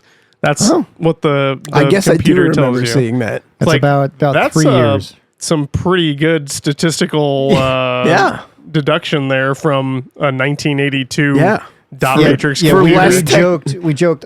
Who wrote that program, and how did it know that specificity for creating all that? Well, Yeah. because what he did, is he cut some of the thing and he put it in a microscope. So Yeah. clearly it figured it out. Like, This computer that has was- less technology than my phone right in front of me. was here, able to but spit that out very has quickly. less technology than like a cordless phone did in the fucking Right, 90s. right, Like right. even if you try to do something like that with like modern technology, that would take hours Yeah, to that like would compute. And technology like that would have been days of computing I don't just think to figure it that out. would have been possible. Like the No, probably not. the programming alone to like come up with a prediction like that would have been non-existent. I mean, even in more is what modern it is. stuff, they're just like, this is 90% unknown material. Yeah, Like, we don't like, know we don't know what this thing is. It's just not from Earth. Yeah, That's there's all some we can carbon tell you. in it. Yeah, exactly. But I think I'm skipping way ahead here, but my favorite scene came in the moment where they're really starting to mix it up of, okay, one of us might be infected and one of us might be the alien. We got to figure out a plan on how we're going to do this. Yeah. And I don't remember exactly when this happens. If it's so the doc comes up with a plan that we could test the blood of everybody there from before and after. So they have everybody there on the station they have stored blood in a freezer just in case something happens and they needed some kind of transfusion or whatever. So they were going to compare the before and the current to see if there was any anomaly that they could isolate. Yeah. That makes sense, right? Sure. Well, some asshole, because only 2 people had keys to this thing. Only one person has had a key, and only one person had ever any uses reason the to key or access has it. ever used the key. And they're not the same person. Yeah. So somebody slashed all the bags of blood Yep. and locked it back up. And then they find out, well, it's screwed, so we can't do that. So we can't figure out who the alien is. And so everybody's pointing fingers. Everybody's accusing everybody that, oh, well, you must be the alien. And, you know, people are getting tied up left and right. But then one guy clearly has some kind of reaction that he's like having a stroke or a heart attack or something. So they throw him on the pool table and Doc starts giving him CPR. And his chest bursts open. His hands go through his chest. And it's just a giant mouth. And it eats the doc doing the CPR. And I was laughing so hard. Yeah. That's probably the so worst. It was that terrible. just that quick little mouth opening thing is the worst effect, I guess, like practical effect of it. To describe but then it, his whole forearms and bones and hands are just gone. Just clean cut off. Well, so when the chest bursts open and his arms fall into the like chest cavity, the broken ribs that shoot out of the cavity become like teeth and start eating the chop. So that was probably my favorite scene because it made me laugh the hardest. But again, the creature design throughout, I mean, minus that scene, but throughout the movie was so good. Yeah. So good. This was clearly like whoever was making the creature props and the group that was doing that. Like, what a great, like, that would have been a lot of fun, I feel like, for them because there's never like there's not like a one design, right? It's not like the Predator where it's like, here's the Predator. We just have to make like a suit that fits this guy. And then we have to make a really big imposing one for this scene or something like that. But it's all the same guy. But like this one, it's like, well, in this scene, like the thing's got a dog head and then it's got a human head and then its chest opens up. Like they can just like do whatever they want. Oh yeah, they were definitely hitting the acid, creating this stuff. And then stuff. in this scene, somebody's gonna cut this guy's head off, and the thing is going to grow arms, pull out the eyeballs, use them as eyeballs, and then also grow little spider legs and crawl away. Yeah, sneaky like. And holy shit. Yeah, I really like the idea that what we see of the thing essentially is that like basically like each individual cell of the thing is a unique thing. And the thing will do everything to protect that other itself. cell. It will do whatever it can to protect itself. So like the head, like once it's separated, doesn't give a fuck about the body anymore. It's not trying to protect the body. It's trying to protect itself and get away from there. And then we see that later where McCready, he determines that he comes up with another test essentially to determine if someone's been infected. And it's based on that where he draws everyone's blood and he heats up a hot piece of copper wire and he like touches it to the blood with the thought that if each cell is a unique thing, that even this little amount of blood is going to react in self-preservation, and try and protect itself. And we see that it does, and they suss out another one of the things there. Well, we forgot an important scene. So Wilford Brimley's character, Dr. Blair. Dr. Blair. He loses early on. He loses his shit and like destroys the place. Just like everybody thinks he's infected. Yeah, he smashes up the helicopter. He smashes up their tractor, their fuel. Like he fucks the whole place. So they're like, oh, he's infected. He's destroying all their communication ability. So their idea was, we're gonna lock him in a shed with a noose. Like he makes that noose. He makes the noose. Yeah, let's give him a length of rope like Andy Dufresne, okay? On the worst day of his life. But anyways, so they decide to lock him in the shed from the the outside in, which I thought was hilarious that like each individual rooms also has like a peep window that you can look out from the door. Yeah. Like that makes no sense. But Also, whatever. they give him morphine to calm him down after his like crazy bout. Yeah. Which I love that we're in the same breath. We have a computer program that can predict like all this advanced shit and can like show you a cellular model from like a fucking 1982 microscope. But then they're just like, I don't know, Doc's being crazy. Let's just fucking give him Shoot some him up with morphine. something. Here's some Like, morphine. Yeah, calm down. all right, I guess that'll work. He's just high as fuck Maybe or that's their unconscious. SOP but- for Antarctica. That's Yeah. like, hey, this is how we cold. Oh, I very much believe that yeah. time it was just like, yeah, morphine's great. We do it for everything. What are you Yeah. talking about? Yeah. like, oh, you got It's a like, cold? it's like All right, here Oxycontin you go. was when Yeah. they came around. It's like, you want 80 milligram tablets? Yeah, fuck it. Let's do it. Knock it out. But yeah, so he gets locked in this separate shed away from everyone. Yeah. But again, McCready comes up with this test. The whole group turns on him first because one guy took off out in the snow and they couldn't find him. They found evidence of him, like his glasses and then maybe his burnt body, I think. Yeah. Yeah. Fuchs. Yeah, Fuchs. But- They can't decide if if the thing got to him or if he essentially self-immolated himself Right. before the thing could get to him. Right. But the key thing here is that McCready it sounds like a throwaway comment when he makes it, but like he's recording himself, or I think so, is when he says this. Yeah. But when the thing transforms, the person's clothes rips. Right. That's Yeah. like one of their signs that they're looking for. Like when it can't mimic inorganic material, right? It can't mimic a t-shirt or whatever. So it has to like turn into you and then it'd have to go get dressed and put that on. So Right. when they find one of I think the cook, Knowles, brings in a pair of torn up long johns or long underwear johns, in from the garbage. And he's like, who the fuck is throwing away their nasty like clothes in there? Oh, that's right. They And- threw it in the soup. Yeah, there's bowl no or name something. tag on it. Yeah. Yeah, and so they're like, okay, well, clearly the thing, like, this is a clue to look for. And so Right. when they make their way to McCready's bunk, for some reason, I think, because his light was on and it wasn't Oh, on and he before. did- Yeah, Yeah. we got to go He- check on my bunk. Well, why? Because when I left, the light was turned Yeah, the on. I light turned my off. light off. Right. And so they go up there and he's on a line, like a buddy system line, Right. a 'Cause of the tether blizzard because of the outside, blizzard and yeah. the snow with Knowles. And they go in there and Knowles says he found some torn up clothing that was stuffed into like the chimney or the whatever that was hidden. And so he comes to the conclusion that, well, McCready must, if his clothes were torn open, then he must be a thing and hiding in plain sight. So he cuts his line and leaves him to die in the blizzard and makes his way back to the main compound, camp. yeah. And McCready's not happy about that because he makes his way back in as well. And Because he's freezing his ass off. Yeah. I'd be pissed too. oh yeah, absolutely. He almost just kills Knowles outright, like, Right. just for leaving him out there.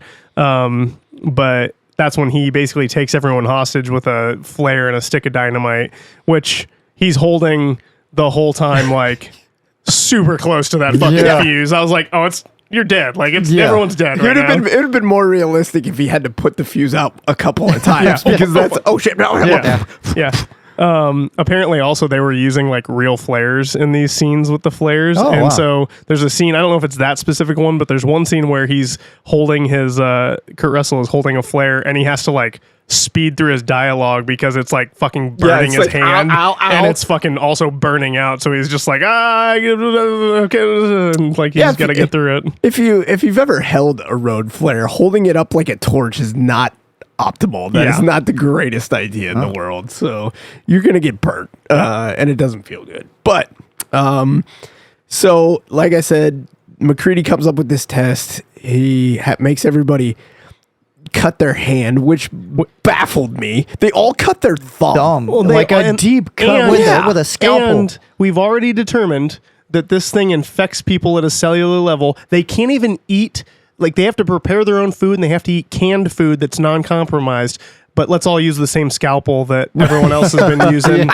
And there's even a scene where like didn't even think about Windows that. takes the scalpel after cutting one dude's hand and then he just kind of wipes it off on his jeans. Yeah. And he's doing it, you can tell he's doing it in like a, like, fuck you, I gotta use this dirty scalpel thing. Right. And like cuts his own thumb and gives his blood. But I'm like, well, now you're all the thing. Yeah. Like you're all the thing now. You're all fucked. So But I just thought it was hilarious. Like, okay, if you're gonna have to fight to stay alive, you're probably gonna need to use your hands. Like, why can't you cut my ear off or something? Like, just give me. Or your nick big, the like shoulder. your fucking big toe or something.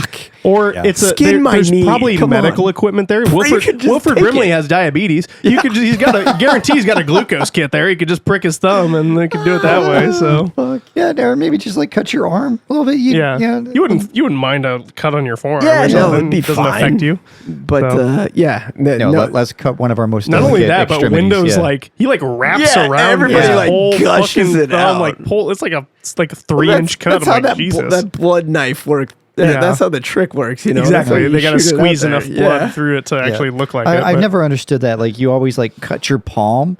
Like that just is like that is a detrimental injury. Yeah. And then like next scene you immediately have like full use of your hand Yeah. again. It's just you just wrap it with a little bit of Yeah, cloth. and you're good to go. Yeah. But Yeah, wait till So- you watch Gen V. so he oh god. So he determines that I can't remember his name in the movie, but he's kind of the like alternative looking, like Sid Vicious looking dude. That's the dude that was smoking the weed right? with Childs Yeah, earlier. yeah. I can't remember his name, but he is the thing. He's got like the patches and like the jean yeah, jacket yeah, vest. yeah. He's the one in the room at that point who is the thing. And like as soon as they test his blood like reacts and explodes and tries to crawl away. And then they look at him and he just like, And he just like shoots up from the chair and like grabs that other dude and is like spinning him above his head. Yeah, And- I didn't notice it, but I was looking at trivia and apparently because they shot that scene in reverse or upside down so that he could fall onto the floor, but they shoot it so that it looks like he's jumping up to the interesting. ceiling. That's very But apparently interesting. also like a chair also just falls and sticks to the ceiling as well. So Palmer was that's his the name. alternative guy, Yeah. as you'd put it. But the sheriff guy, the dude with the revolver, Gary, yeah. he's got a great line where after that shit happens, know. which is very very bad. Yeah. And he's the last one that they test Yes. because they And- suspect him the most. Yeah, everybody hates him. Yeah. So they all suspect that it's him because he's the one that had the key for the blood locker. But This he's is sitting- actually we're jumping ahead, but this is actually my favorite quote. I wrote it down. we'll go ahead with Yeah, it. Yeah. He says, very like steely too, and he's like, "I know you gentlemen have been through a lot, but when you find the time, I'd rather not spend the rest of this winter tied to the fucking couch." Yeah. That It was great. very funny. It I was thought he was hilarious. going to be like some genuine plea to like, hey, we're all on the same side. I understand. And he's like, get me on this fucking Yeah. couch. Fucking let so this funny. go. Well, Childs, because he's the second to last one that they test. And he, as soon as he's like clear, he's like, fucking untie me. Get me the fuck off this couch. God damn it. Because he doesn't want to be sitting next to who they all think is still the thing. But so when there's only 3 of them left, so there's only 3 of them left now. Well, no, And- there was 4 because there was Childs, Gary. Yes, McCready. you're correct. McCready. I thought there was only 3 because And- Child's fucking like Bolts. he's like fuck you guys and disappears for well, there's Childs, McCready, and Gary. And then the cook. Blair, and then Blair is still. That's what I mean. So alive. there's 3 of them. There's and 4 of them Knowles. still Knowles is alive. still Yeah, and Knowles. Yeah. There's 4 of them still alive, and Child's Keith David's character. He's supposed to be guarding something, and he's like, "Fuck you guys," and just kind of disappears. Yeah, takes So off there's into 3 of the them. blizzard at night all alone. There's yeah. 3 of them, and they go over to where they left the doc locked in the shed, and he'd already bitched about being in there, that he didn't want to be in there anymore, and he's Yeah, lonely. a previous scene, like he's like super calm, and there's the I noose. promise Yeah. I'm not That going to just, hurt like, anybody. hang- Yeah, and he's just got a noose there. Oh, that's fucking. Yeah, you're definitely in a good mental state Right. here, bud. So they get over there, and it's still locked from the outside, so he didn't get out. No. The door was open. Oh, Door was was it? busted open. Was the door? I think it was I don't open. remember. I think it was open. You're right. Yeah. Which also doesn't make sense. But the door's open. They get inside, and there's no sign of them. But then they step on a loose floorboard and pull some apart, and there's this. It's the fucking bat cave under there. A giant underground complex that he's It's created. not a snow fort he made in like a half hour. Like Yeah. this took weeks to make, and it's this. Where'd it's all this- the snow go? Yeah, I don't. Like, like, that was his favorite. That was his favorite part of the day. He put it in his pockets and walked out in the yard and let it fall out, just like Andy Dufresne. He's just melting it and drinking it. I guess We're just gonna talk about Shawshank for the rest of it. But anyways, you get down into this fucking snow bat cave that he has made under there, and he's building like a miniature version of the UFO that crash landed 100,000 It's a homemade UFO, and they're like, "Oh, he used parts from the helicopter." Like he used parts from the helicopter to make a fucking vehicle flying capable saucer. of interstellar travel. Is that what you're telling me? Okay. But it also reminded me of Rick and Morty's fucking spaceship. Yeah, it does look like Rick and Morty. All it's missing is the glass dome over the top of it. Which again begs the question as to like, what the fuck do these things look like in their native form? Because like, it seems like they're all tentacles and fucking goo. Just like licking their own asshole. Do they have to like absorb someone with opposable thumbs to get space travel? That's a good question. Like, I mean, how the fuck did they get space travel in the first place? What do you need a UFO for? Yeah. Like or flying saucer, whatever. Yeah, whatever. But after they find that, they realize, you know what? We're all gonna die. We have to freaking suicide bomb this whole place. Yeah. Can we say that on a podcast? Are they gonna like take us off for like? No, you good. Oh, We just did. All right. I mean, if I can say cunt, I think we're in the clear. Yeah, that's You can't say that's bomb on an airplane, very but not a similar, podcast. That's very fine. similar. Yeah. But they decide that there's no way out. We can't let this thing leave here, so we're gonna kill everything, including ourselves. I didn't think made any sense because they say we can't allow this thing to just freeze again out there. It's like, why not? It didn't hurt anybody for 100,000 years when it was frozen. Maybe and that's if the it best freezes idea. and you survive, then you can tell people about it and make sure And then we it's can never, napalm the fuck out of this Make sure place. it never gets thawed ever fucking Right. again and destroy every single little cell of it. They're just like, we got to raise the temperature of this place. It's like, Yeah, so I mean, that that's it's toasty their warm. idea Like, what? is I like didn't to get blow that everything either. and like raise the temperature, but Let's get all the pipes. like, to what if burst fire's gonna and- go What out? if there's more of them that are frozen and you just unlock Yeah, more you of found them? Like, one. There's yeah. a whole freaking There's a like kennel giant of dogs spaceship. over Yeah. there that are just full of octopus whale dick And they things. said at the beginning that when they burn them, there's still cellular activity occurring and they're not fully dead yet. So it's like, yeah. Shit, what- I didn't know that. Yeah, I that's thought what that he- was like the only way to kill them. no, he even says that it doesn't fully die. Like, Oh, so right it's away. all for naught anyways. Yeah, because the first one that they Bring back. no, No, not that they fry- autopsy. Yeah. that they autopsy. He like says that there's still cellular activity in it, and that's how he like puts it in the fucking dot matrix computer thing that like does Huh. it. So it was I guess like, I missed this that doesn't part. make any sense. Why wouldn't you just let it freeze and go into hibernation again so that you could then escape and tell people about it? But Like, more to your point, though, they go to the actual flying saucer or the UFO. Yeah. And like this is just like a small section that they've excavated. So I mean, Oh, yeah, the it's thing very could be full of plausible. them. Like is like definitely Yeah. full of these things, or maybe this thing is a hitchhiker on it. And also, there's that's- some very impressive in that scene, just to back up to the UFO scene, where they shimmy down a crevice into the ice, and it's very clearly like a matte painting that's Oh, for projected sure. that they're just like walking on a set that's just got this painting behind them. But that's like how Star Wars did a lot of their scenes. I also in the, thought it looked a original little 77. bit Millennium Falcon esque from the Yeah. air. Yeah. I know Yeah. it wasn't when it crashed, but like it's got the hatch is like in the middle and Yeah. everything. Yeah, I like, think my wife even said that too. Like, hey, yeah, Millennium Falcon. that's a great But callback like right there. just prior to that scene, like McCready's like, yeah, I'm gonna go up, but they're like, yeah, it's 35 knots. He's like, I'm gonna go He up goes, anyway. fuck it, I'm going out anyway. Yeah, Like, it's like- but that's in the like- first scene, you were like, the storm's coming. I don't know if we're gonna Yeah, be able to weather's make this. bad. Like, why do you want me to go out there? well, that's Like, because he didn't want to go. Yeah, I know. like, Yeah, But- yeah. realistically, it seems like the thing's goal here, the only reason it's killing everyone is because they keep trying to kill it, right? I think it was initially a dog because that was the only form it could take to get away from the Norwegian camp. Right. And it gets to the American camp and it takes over the other dogs because I'm assuming it can grow in size and power from more people and it's like eating essentially, but it wants to be a human. So it's got Blair and it's building a spaceship. Just let it build its spaceship. Yeah. It doesn't I'll plan on leave. staying. It's like you leave we're straight, homie. You fucking Yeah. go. We're gonna call this a wash. We're gonna I'm stay a in bounce. we're gonna stay in the fucking complex. Like, you're good.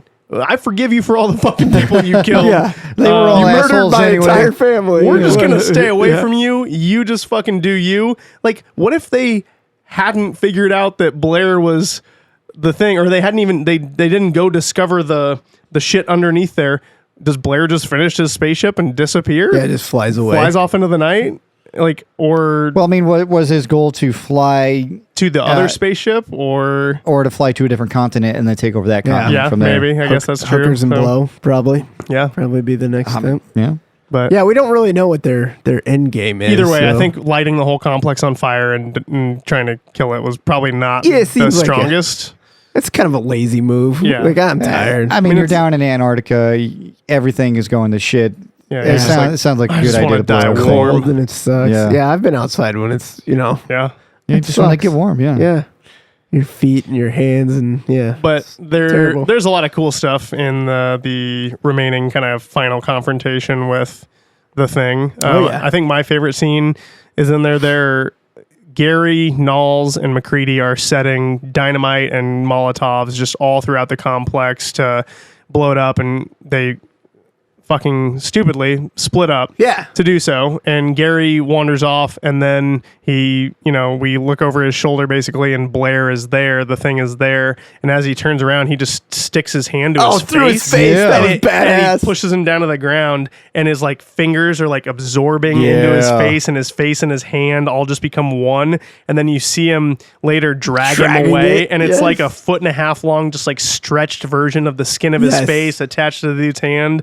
I thought that was like, that's one of my favorite. But also, why didn't the thing absorb everyone like that? Right. So you Yeah. can't scream. Just do that. Yeah. Well, But- he killed the smartest guy and then Oh you yeah, know, and then he that got- guy was like, "Hey, you should stop Yeah. doing it loudly." But they decide that their plan is they're going to blow everything up. So they're blowing everything up. Yeah. And of course, which that's a great point that you made, because McCready's strategy prior to that was none of you motherfuckers are allowed to get out of my sight. Exactly. So he's like toting what the if- flamethrower What if it everywhere just he goes. killed him and made another copy of him, and then Yeah. comes back and kills them Yeah, all? Like, but now he's like, yeah, you go plant that dynamite over there instead of working it, all as one. But so they go to try to blow the place up, and the thing kills the other two that are with him. So there's only two that are with McCready at the end. yeah, Knowles and Gary. Childs is somewhere else. But Yeah, because he said like, fuck this shit, I'm out. He bounced. But so the thing kills the other two, and then it explodes into, I don't know what the hell it is. It's got like a dog face. Yeah, it's a got everything person that it's face. absorbed It's just thus far. It just appears. a giant blob of just craziness. Because right before that, we see McCready realizes, oh fuck, I'm the only one left. Right. And he like decides like, I gotta light this now, and like kind of tries to go, and then you he see it bumble just fucks it, and like yeah, you see it go running under the ground, and it's just kicking up Yeah. like Mhm. like kinda Tremors like the, style? Yeah, Yeah. like Tremors, exactly what I was gonna say. Kicking up the ground, and like the boards. wooden boards Yep. that are like just arcing up, and I was like, damn, that thing's fast as fuck. Yeah. And then when it pops up, I'm like, I could fucking kill this thing in a race. Like, this thing is slow as fuck. Look at that giant motherfucker. Like, there was just like a moment where the continuity of like what we had just seen and then the monster that we're seeing, Yeah. I was like, no way. Yeah, That thing ain't moving that fast. So Like, wait a minute, you did the Bugs Bunny, I'm traveling, took a wrong turn at Albuquerque move. And also, then was it's it like Wilfred slow. Brimley under the ground just like doing the worm like real fast? Like, that's my personal headcanon now, is that it was just Wilfred Brimley like breaststroking It through pops the, up through like, the ground. I want to talk to you about Yeah. diabetes. Exactly. But I think my favorite quote happens at this time too, where he channels a little Jack Burton before his time and says, "Yeah, fuck you too," and just starts popping rounds off at Yeah. him. But the movie ends with, you think the thing is probably dead, and the last two man standing are Childs, which is Keith David, and McCready, which is Yeah, Childs comes wandering up out of nowhere. out of nowhere after the explosion and is just kind of like, Yeah, I fucking laughed. did you get it? And he's like, where the fuck did you go? And he's like, oh, I thought I saw Blair running through the snow, so I went out after him. Like, No, you didn't. Like, oh, I saw it go after you guys, so I'm like, I'm leaving. Yeah. But then he's like, oh, fuck, I'm in Antarctica. I can't go anywhere. Yeah. So he stops, and they're like, oh, should we kill each other? Like, I don't think we're in a state to really do anything about it. Yeah, let's just drink this bottle of scotch and freeze to death. And that's how It the ends movie without ends. a definitive Yeah. who is the thing or who survives or do they survive.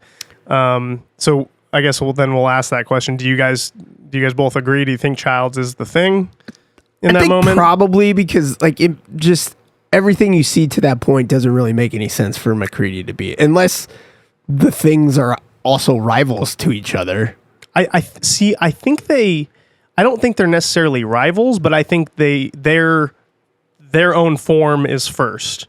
So like, Gotcha. when the head, like I said, when the head gets, as soon as the body starts burning, the head's like, I'm separating and I'm fucking peacing out. And like the same thing with the blood could have like took the pain and hid in plain sight and not given away that Palmer was Right. But it's like, nope, I can't let myself die. I have to disappear, sort of thing. So I think maybe. like each individual organism is out for itself. That being said, I think Childs is the thing and McCready's not. I think so too. I'm gonna contradict, and I think they're both the thing.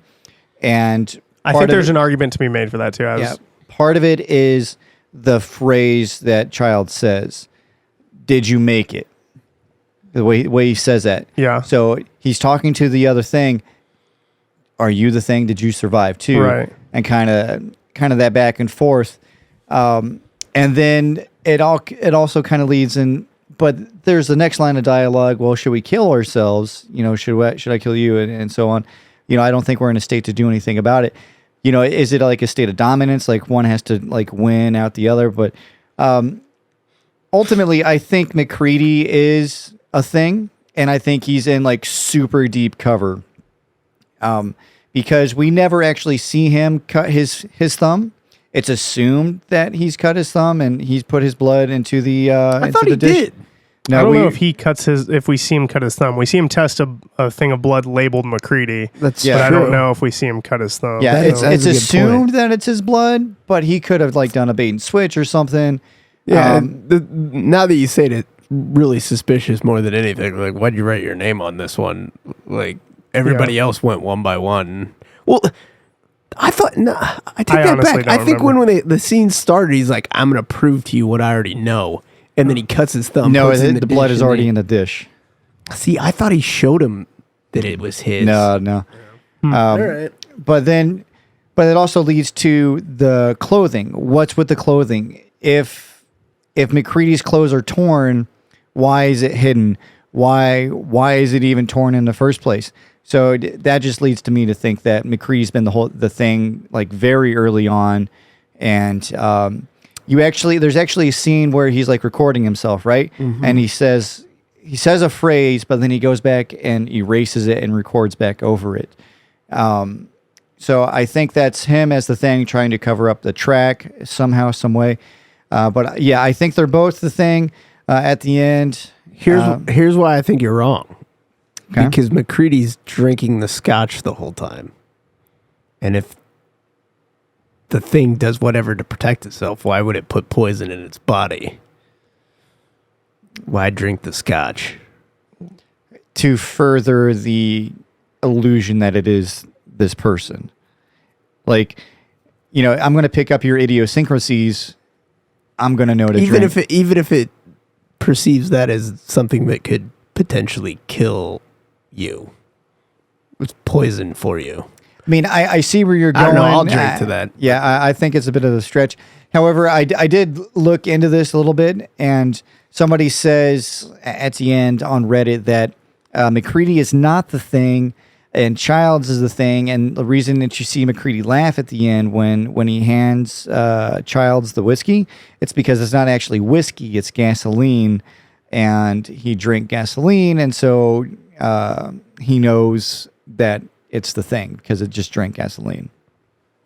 And then they fade to black. And then it fades to black. So where is there something to lend itself to that's gasoline and not just because they were making Molotovs and No, Scotch would definitely work for a Molotov cocktail. Well, I know hard liquor would burn. I'm not certain where they made that. Because I've seen that argument too, and I didn't know where that necessarily originated from. No, I did see that. Apparently, there's a video game. There is a video game sequel to this that in the video game it confirms McCready is not the thing. Yeah, that's Yes, I win. So depends on the canon of all is that. it canon though? Yeah. Because obviously, like the intent was to be. I would say John Carpenter's intent was to have this conversation, was for people to be doing what we're doing right now. 40 years down the road. I think there's an argument that, like, my argument for Childs is that, like, they've already talked about, even though they kind of contradicted it with the cutting their finger thing, but the whole, like, you know, we need to prepare our own food, like, we can't be sharing drinks and eating food, and then he shares the whiskey with him, and he knows that he's the thing, and that's why he laughs, because he can't be like, I can't drink that, you could be the thing. Right. He's just like, yeah, he just takes a swig and deals with it. But I do like the idea of, like, did you make it being like slightly an odd phrasing to, like, did you kill it? Like, that would, I mean, I feel like that's how I would ask it, right? Like, did we get it? Is it dead? Did we kill the thing? And instead he asked, did you make it? Which makes me feel like it's like the same species talking to another version of itself. Like, did we win? Are we good? Can we fucking get out of here? Yeah. And then they're just like, cool, let's chill for a second. You know about the sweet spaceship that we got in the basement? Yeah. It's a one-seater though, so we're going to have to fight it out. No, it's blowing to shit. Or we can probably repair it. Or we can just dock and, like, become one. Dock and become one, and then we'll just walk to the Norwegian camp because we don't have any weakness. Mean, clearly they can freeze. They can, but, like, what does it take? That's true. Like, they had to crash into the ice to do it in their ship. I don't know. Who knows? But anyway, so yeah. I don't know. I think there's an argument to be said for all of them. Did you get to drop your favorite quote? I was kind of racking my brain to find one. Like, it's just such a there's not a lot of wasn't great like quote quotes. heavy. Yeah, there's nothing that really, like, it's just such a morbid, like, paranoia, like, type thing that there's really not anything that stood out. I like the fuck you too, because, like you said, that's pretty typical, like, action. Right. You could just say diabetes and move on. There you go. Maybe. I like. I think it's probably when it's after the dog thing happens and McCready's in there explaining to everyone, like, you know, it becomes whatever the fuck it wants, like, you know, it like, what does he say here? He says, oh, I don't know, thousands of years ago it crashes and this thing gets thrown out or crawls out, ends up freezing in the ice, and they're all asking him all these questions, and he's like, yeah, Gary, they dig it up, they cart it back, it gets thawed out, it wakes up, probably not in the best of moods, I don't know, I wasn't there. And Childs is like, so how's this motherfucker wake up after 1,000 years in the ice? And then Bennings is like, and how can it look like a dog? And McCready's like, I don't know, because it's different than us. It's from outer space. Like, what do you want from me? Ask him. And, like, then they pan and the doctor's been in the room the whole time. Like, they've just been asking the fucking helicopter pilot about this when the like biologist or the scientist or the doctor's in the room, and he's just sitting there quietly just like, sounds right to me. Yeah. Like, probably should listen to him. But yeah, so I like that little bit of dialogue there. He's like, I don't fucking know. Ask him.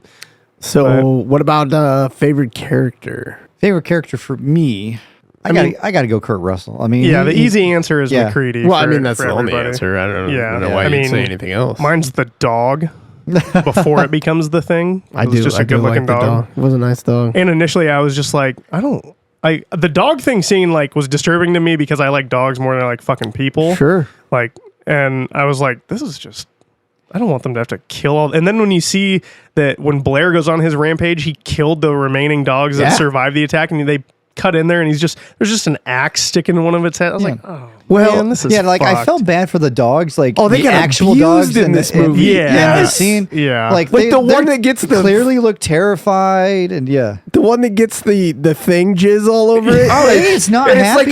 It's like a fire hose that they shoot at him, and you can see him just get drenched to the bone. Yeah, he's like, it's fucking cold out here. here. Like, you see him, like, really trying to avoid it, and, like, as any natural thing would. Like if something is getting like shat on like this is, it would naturally try to avoid it. But like you just feel for the dog. And even like at the beginning with the helicopter chase scene, like this dog is getting chased by a helicopter and it doesn't know why it's getting chased. All it knows is like, I got to run away. So they're just filming that. Yeah.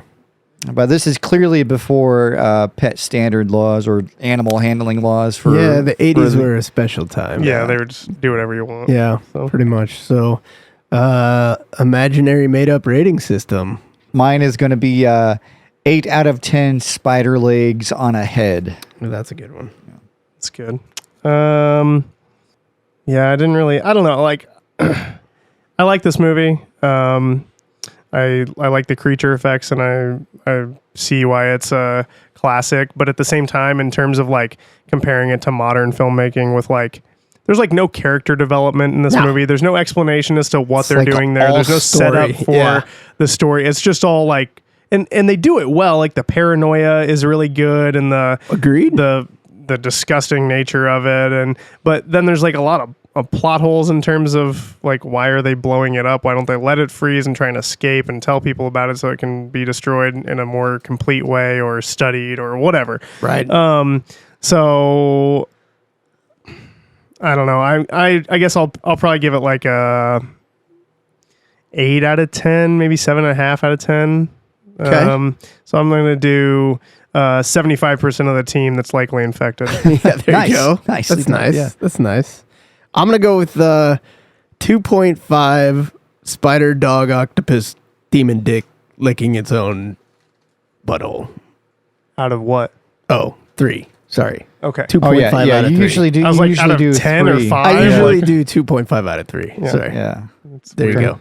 I will say that there was an X-Files episode. There's almost a straight ripoff of this, except the creature wasn't near as gnarly. It was just like this tiny little worm thing, and there was no UFO that I'm aware of that they found. This movie was on the TV when I was a young kid, as we're going down to Florida for a family vacation.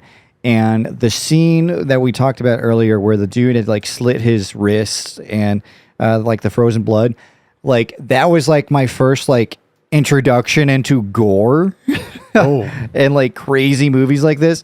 And like this movie just scared the shit out of me. And it's always been one of those movies that stuck with me. And that scene, like many times through my teenage years and growing up, like I always think about that scene because it just stuck with you, you know?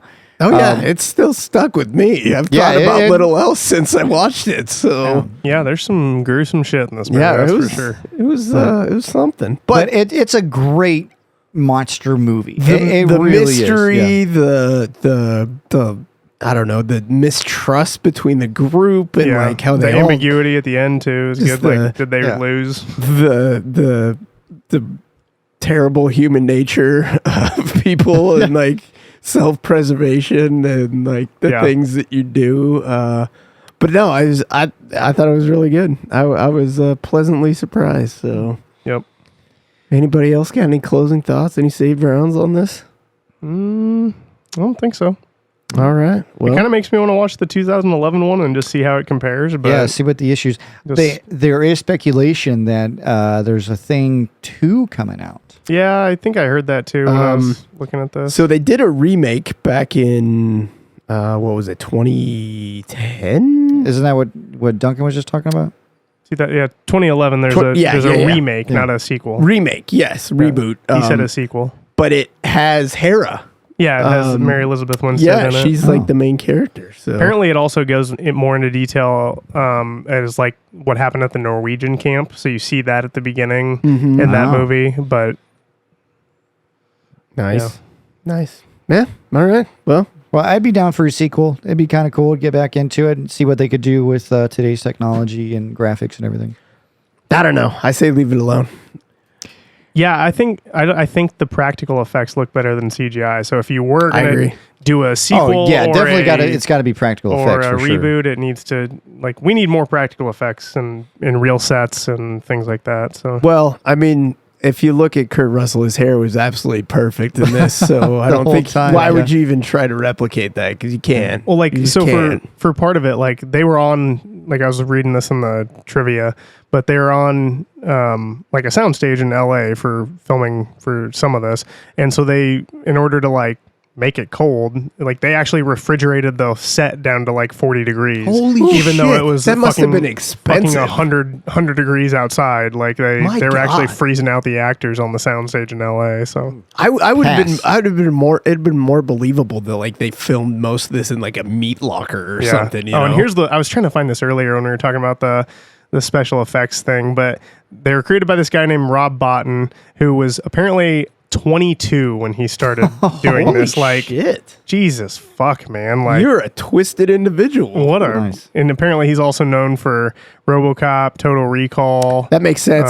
Seven. This screams the toxic waste scene. If you know what I'm talking about from RoboCop. So Yeah. Yeah, that scene stuck with me too. yeah. So Well, good stuff. Yeah, well, that's our review of the John Carpenter's The Thing. yeah. Good work, Tony. Yeah, thanks. Yeah. All right, on to the mailbag. Mailbag. Yeah, mail call. Mail call. I think it's mail call. Mail call. Mail Mailbag? call. Mail call. Mail call. Mail call. Yeah, that's mail what call. that's what the song says. Mail call. Mail call. Mail call. Mail call. All right, so I guess, since Tony's just running the show on this episode, we're just going to stick with him. He writes in, which Marvel character adaptation are you most disappointed with? For me, it was Taskmaster. They took a perfectly good, morally gray, yet oftentimes bad guy, made the character practically a mute that was almost robotic. Total departure, and I hated it. Man, that's a spot on. Like, that's a really good one. Yeah, that one's tough to Taskmaster beat. sucks, especially if you've played the Spider-Man Spider-Man game. game or He- read any that sort of character's Marvel great. comic book. Yeah. He has a great arc in Moon Knight where Moon Knight just absolutely murders him, and it's awesome.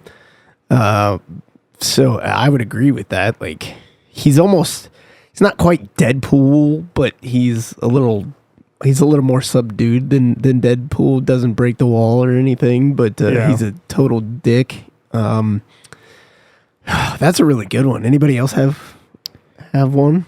Yeah, I think for me it would be Cyclops. Coming from the comics to the live action, they made him like a little bitch. He's supposed to be like this super, like in my mind, he was always like a really like good leader. He knew what to do, and he was always like leading the X-Men, aside from Professor X. But like the live action version of him was like so weak, couldn't make decisions, and he was like so hung up on Jean Grey. And it didn't translate for me. Famke Janssen. I mean, I'm mad at him. I get it. Yeah. That would be mine. That being said, James Marsden's great though. I think do he's like amazing. James Marsden. Oh yeah, the actor. Yeah. Except he had to make those damn Sonic movies that my kid won't shut the hell up about. But He's good. in have those you too. seen those Sonic movies though? yeah, more times than I've ever wanted to. You know what? As far as a shitty, video game movie goes, they're not so shitty. Yeah, agree to disagree. I like him. Yeah. God, man, is this like current Marvel continuity or just? They didn't really specify, but I guess I'll throw out there. I hate to do it because he's one of my favorites. I'm gonna throw some shade at my boy Oscar Isaac. Oh, I thought you were going to go with Ron. For Apocalypse? Yes, Apocalypse. The Rom. I thought you were going to go with Rom. Oh, Yeah, unfortunately, to my knowledge, Rom has not crossed over to the live action Rom yet. But No. one Oh can yeah, that's hope, true. right? Yeah. No, Apocalypse from X-Men Apocalypse.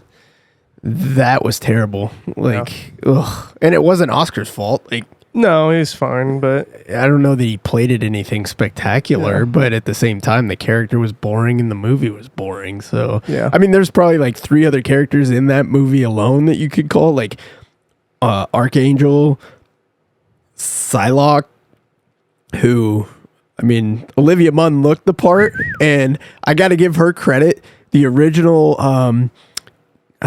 costume that they had for her was not skimpy enough, and she's like, "No, we got to keep this." Yeah, she's a keep it legit. Nerd, so she Attack of the Show. Back she in the made day. she had to rock the camel toe to make it look to represent from the comic books. Yeah. So I got to do some research. it's probably Stand by. it's probably worth a Google. Bathroom break? Yeah, sure. Anyway, mine is probably Venom. Fair. Oh yeah. Ooh, Like yeah, that's gonna get him riled up. the Like it.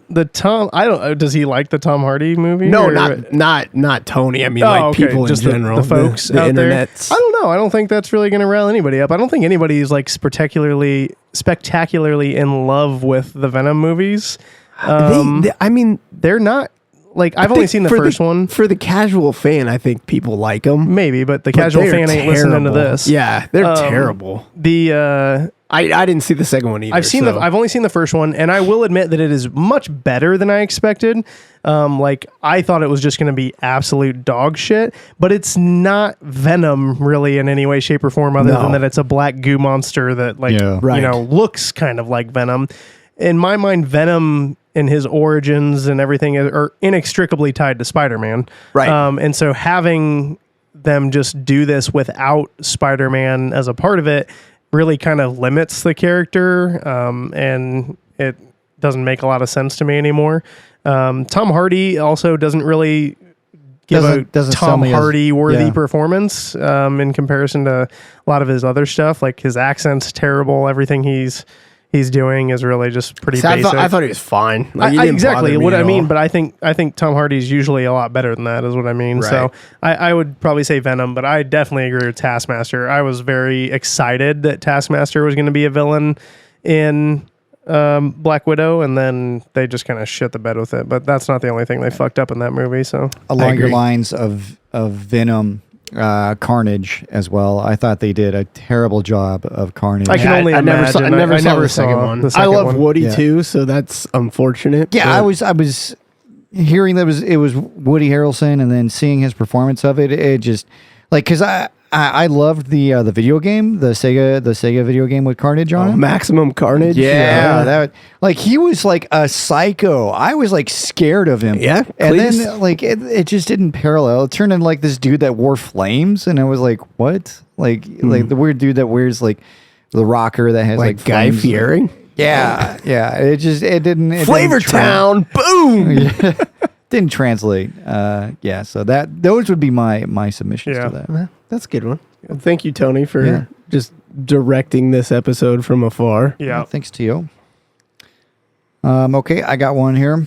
We kind of already touched on it a little bit. We mentioned Wolverine versus Predator, but I'm going to change it. But this comes from Crispy Body, and he says, "Who would win in a fight, Wolverine or Predator?" But I'm going to change that to Deadpool versus Predator. Deadpool? Original question: Wolverine hands down wins. Second question: 100%. Deadpool hands down wins because he has have a the same stronger power. healing factor than Right. Wolverine. So if Wolverine can win, then so can Deadpool. The healing factor is the deciding factor. I could win with a healing factor. I think you're So- right. I think you're right.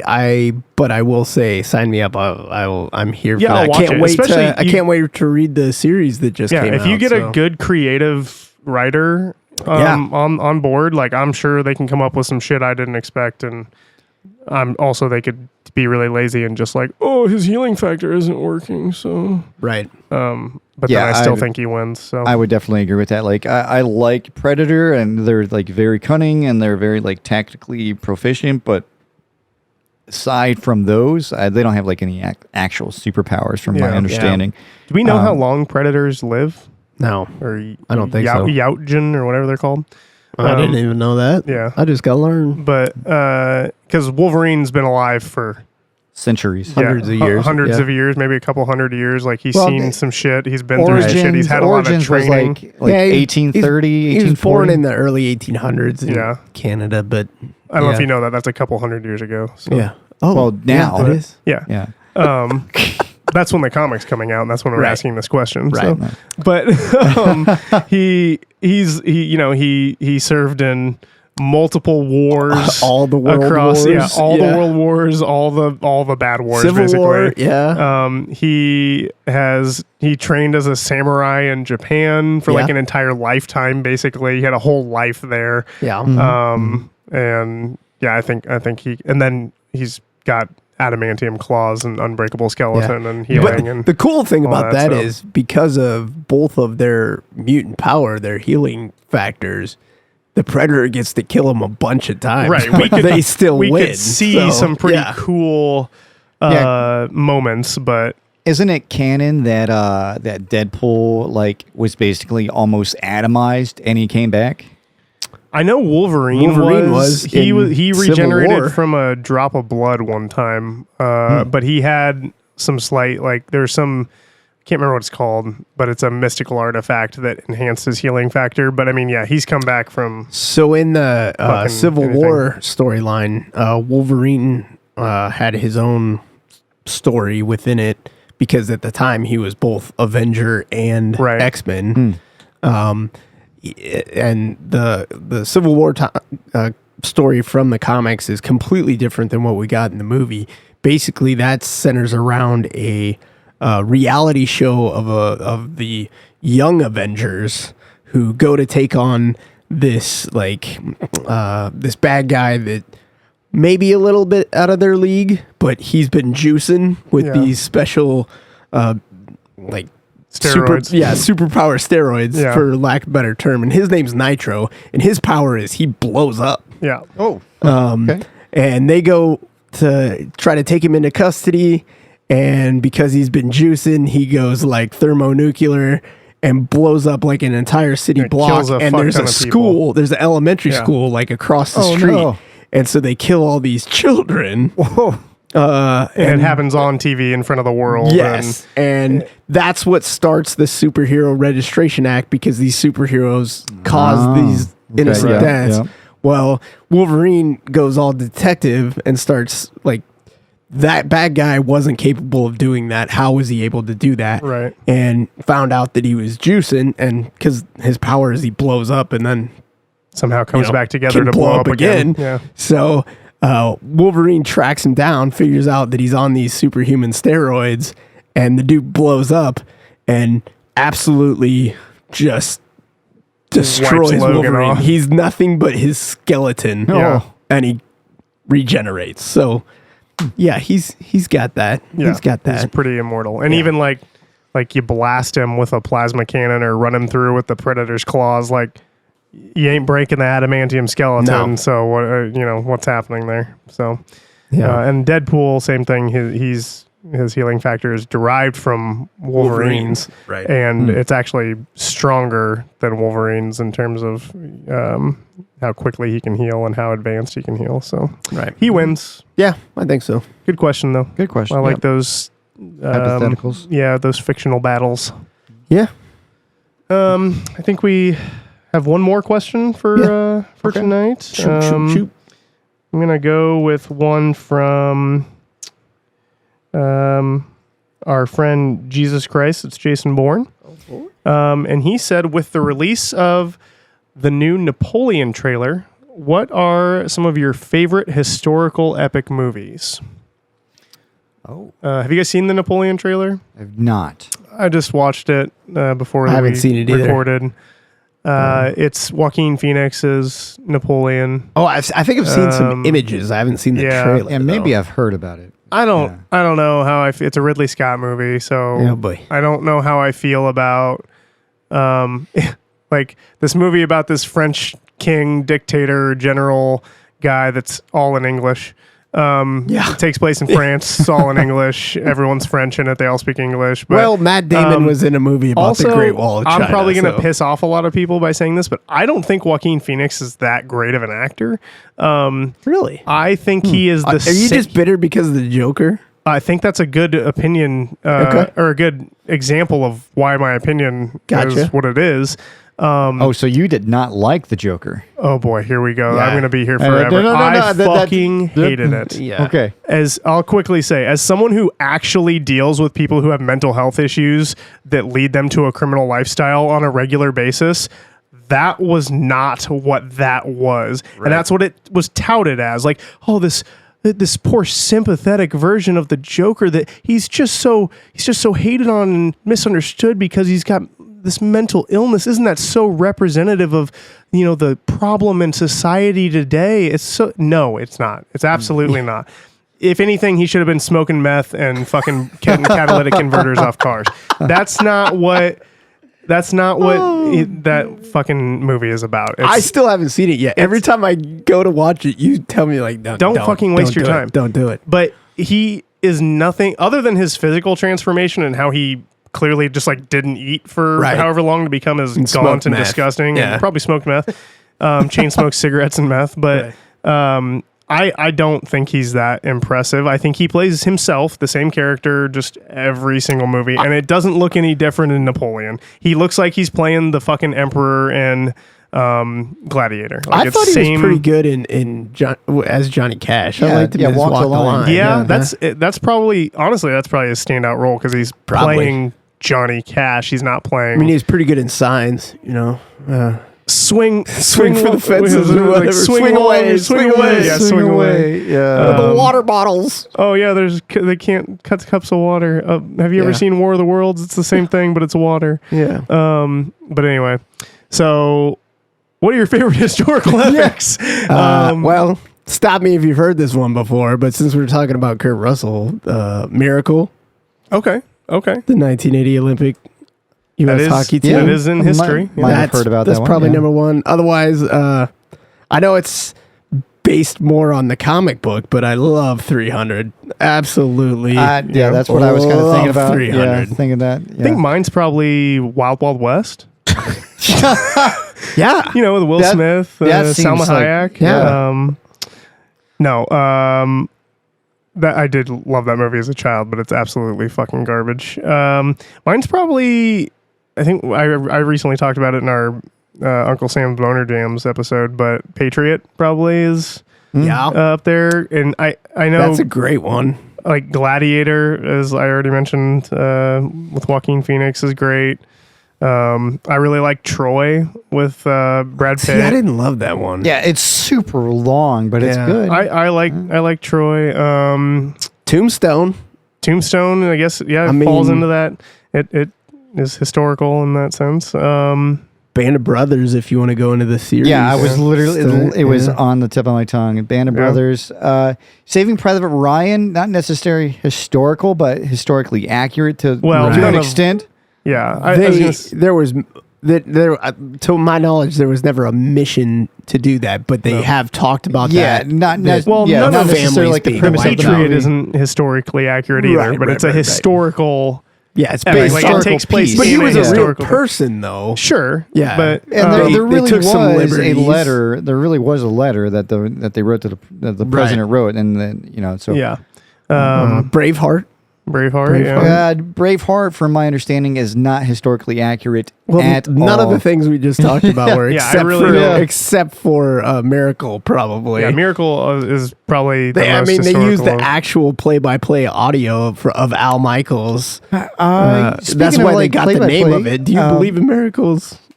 The Queen documentary. The Crown? No, not the Queen. But the band. The band Queen. Oh, I haven't seen that. From my understanding, that one is. Are you talking about the one that Freddie Mercury biopic? Yeah, just came out. The Rami Malek one, Yeah. where he won the Oscar for. Yeah. I think I have seen that. What was it called? Bohemian? No, was it? Bohemian Rhapsody. Bohemian Was it called Rhapsody, that? Yeah, it was yeah. called Bohemian Rhapsody. Yeah, there's from my understanding, there's a couple of, things that are out of order, where they release things, but for the most part, it's very, very close to what actually happened. And then he did a 100% minute by minute recreation of the Live Aid performance. Oh, really? Oh, yeah. Yeah. Nice. So that was pretty good. Cool. I googled quickly historical epic movies, and it lists Empire Strikes Back as Oh, well, I mean, a long time it ago also in a lists galaxy far, far the away. World of Warcraft movie. The shit. So I don't know that this is a reputable source. yeah, Yeah, and that's Google? Google, what's your problem here? This isn't. I didn't ask AI or fucking Wow. anything else. But yeah, so good question. Yeah, I don't care about Napoleon though. I won't watch it. So, I mean, yeah, probably not. but All right. Anything else? we move We into the good? safety brief. Yeah. I Yeah. think- Do we still do that? Is that a thing? Yeah. Well, usually before we end get the show there, that before way. we get there, if you want to hear your question answered, That would be yeah. helpful. Yeah. you can send us your inquiries at geekbattalionvets@gmail.com. That's all spelled out, Geek Battalion Vets. Or you can hit us up on any of our socials at GeekBN. That's Geek Bravo November Vets. You can find us on TikTok, Twitter, X, Facebook. It's Twitter. Instagram. Instagram's our main one. That's where we're most active. Where you might see the funniest Instagram reel of all time that Duncan made. Yeah, go check out my reference our Predator reel. If you listen to our fantastic. Predator I episode, thought you were thinking of the ambiguously gay That duo. one's also pretty Well, good. well, he also- didn't make that with that, but Yeah. you put it Also, on. that hot fire. Yeah. that he's spitting. So go give us a follow on there. If you haven't already signed up for X, don't do it because it's going to start costing you Oh, money. I heard apparently, that. Yeah. according to Elon. temporary. $1 a year or something, but that's a start, and then all of a sudden he'll be charging everybody. So we'll probably be off that sooner Yeah. rather than later. But Yeah, you know what? We actually we recently signed up for the premium subscription, and now he's going to go to different tiers for the premium subscription. It's like, yeah, we should say fuck that. Yeah. what is the point? Yeah. Yeah. Anyway, We'll have to get our porn elsewhere. I don't know. Yeah. Yep. Yeah, that's pretty much it. So, Okay. Well, I'm gonna play more Spider-Man PS5. Oh, yeah, That's what I'm safety gonna be brief doing. here. Okay, so- yeah. I'm gonna So try Spider-Man not to, PS5? but I'm gonna fail, and Yeah. I'm gonna play it. Yep. I'm gonna finish Duncan's costume.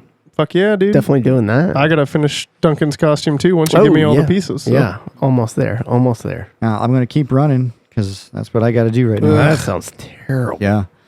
Yeah. Maybe find a time to watch some more. Maybe work a Halloween hit movies. workout in there so You you gotta don't have to do- do that shit. You know? Is that the? Well- That's not the only thing you got to do, right? You got a full PT test.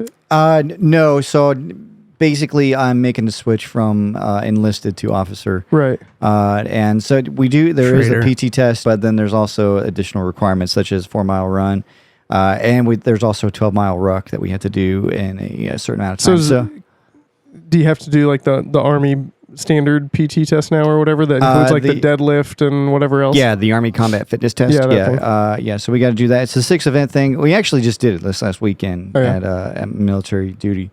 But that thing is a fucking joke, and I could go on about it, but we don't have 2 hours of me just bitching Yeah. and moaning about it. But yeah, so that's going to be what I'm doing. I'm going to Gotcha. incorporate some rucks in there because, like I just said, there is a 12-mile ruck. 12-mile ruck, Yeah. probably with 15-minute per mile pace. I would guess. Yeah. I would imagine that's Yeah, what they want you at. you got to be booking it. Yeah. So I'll be getting Sounds like into you better that. lift with me some more. There you go. We'll see. Get into the home gym. Yeah. Beal fucking bury you if you can. Yeah, you probably would. That's my yeah. goal. That's my goal. But All right. Well, you can go on a run with me there limp leg. okay, I'll fight you right now. Ride a Let's bike. do this. Yeah, I don't need to run anywhere. I got a car. Yeah. So don't go to Tijuana. That's that. Hope you enjoyed the episode. We're Yeah. gonna get out of here. All right. all right. All right. Geek Battalion out. Tupac Lou. Duh.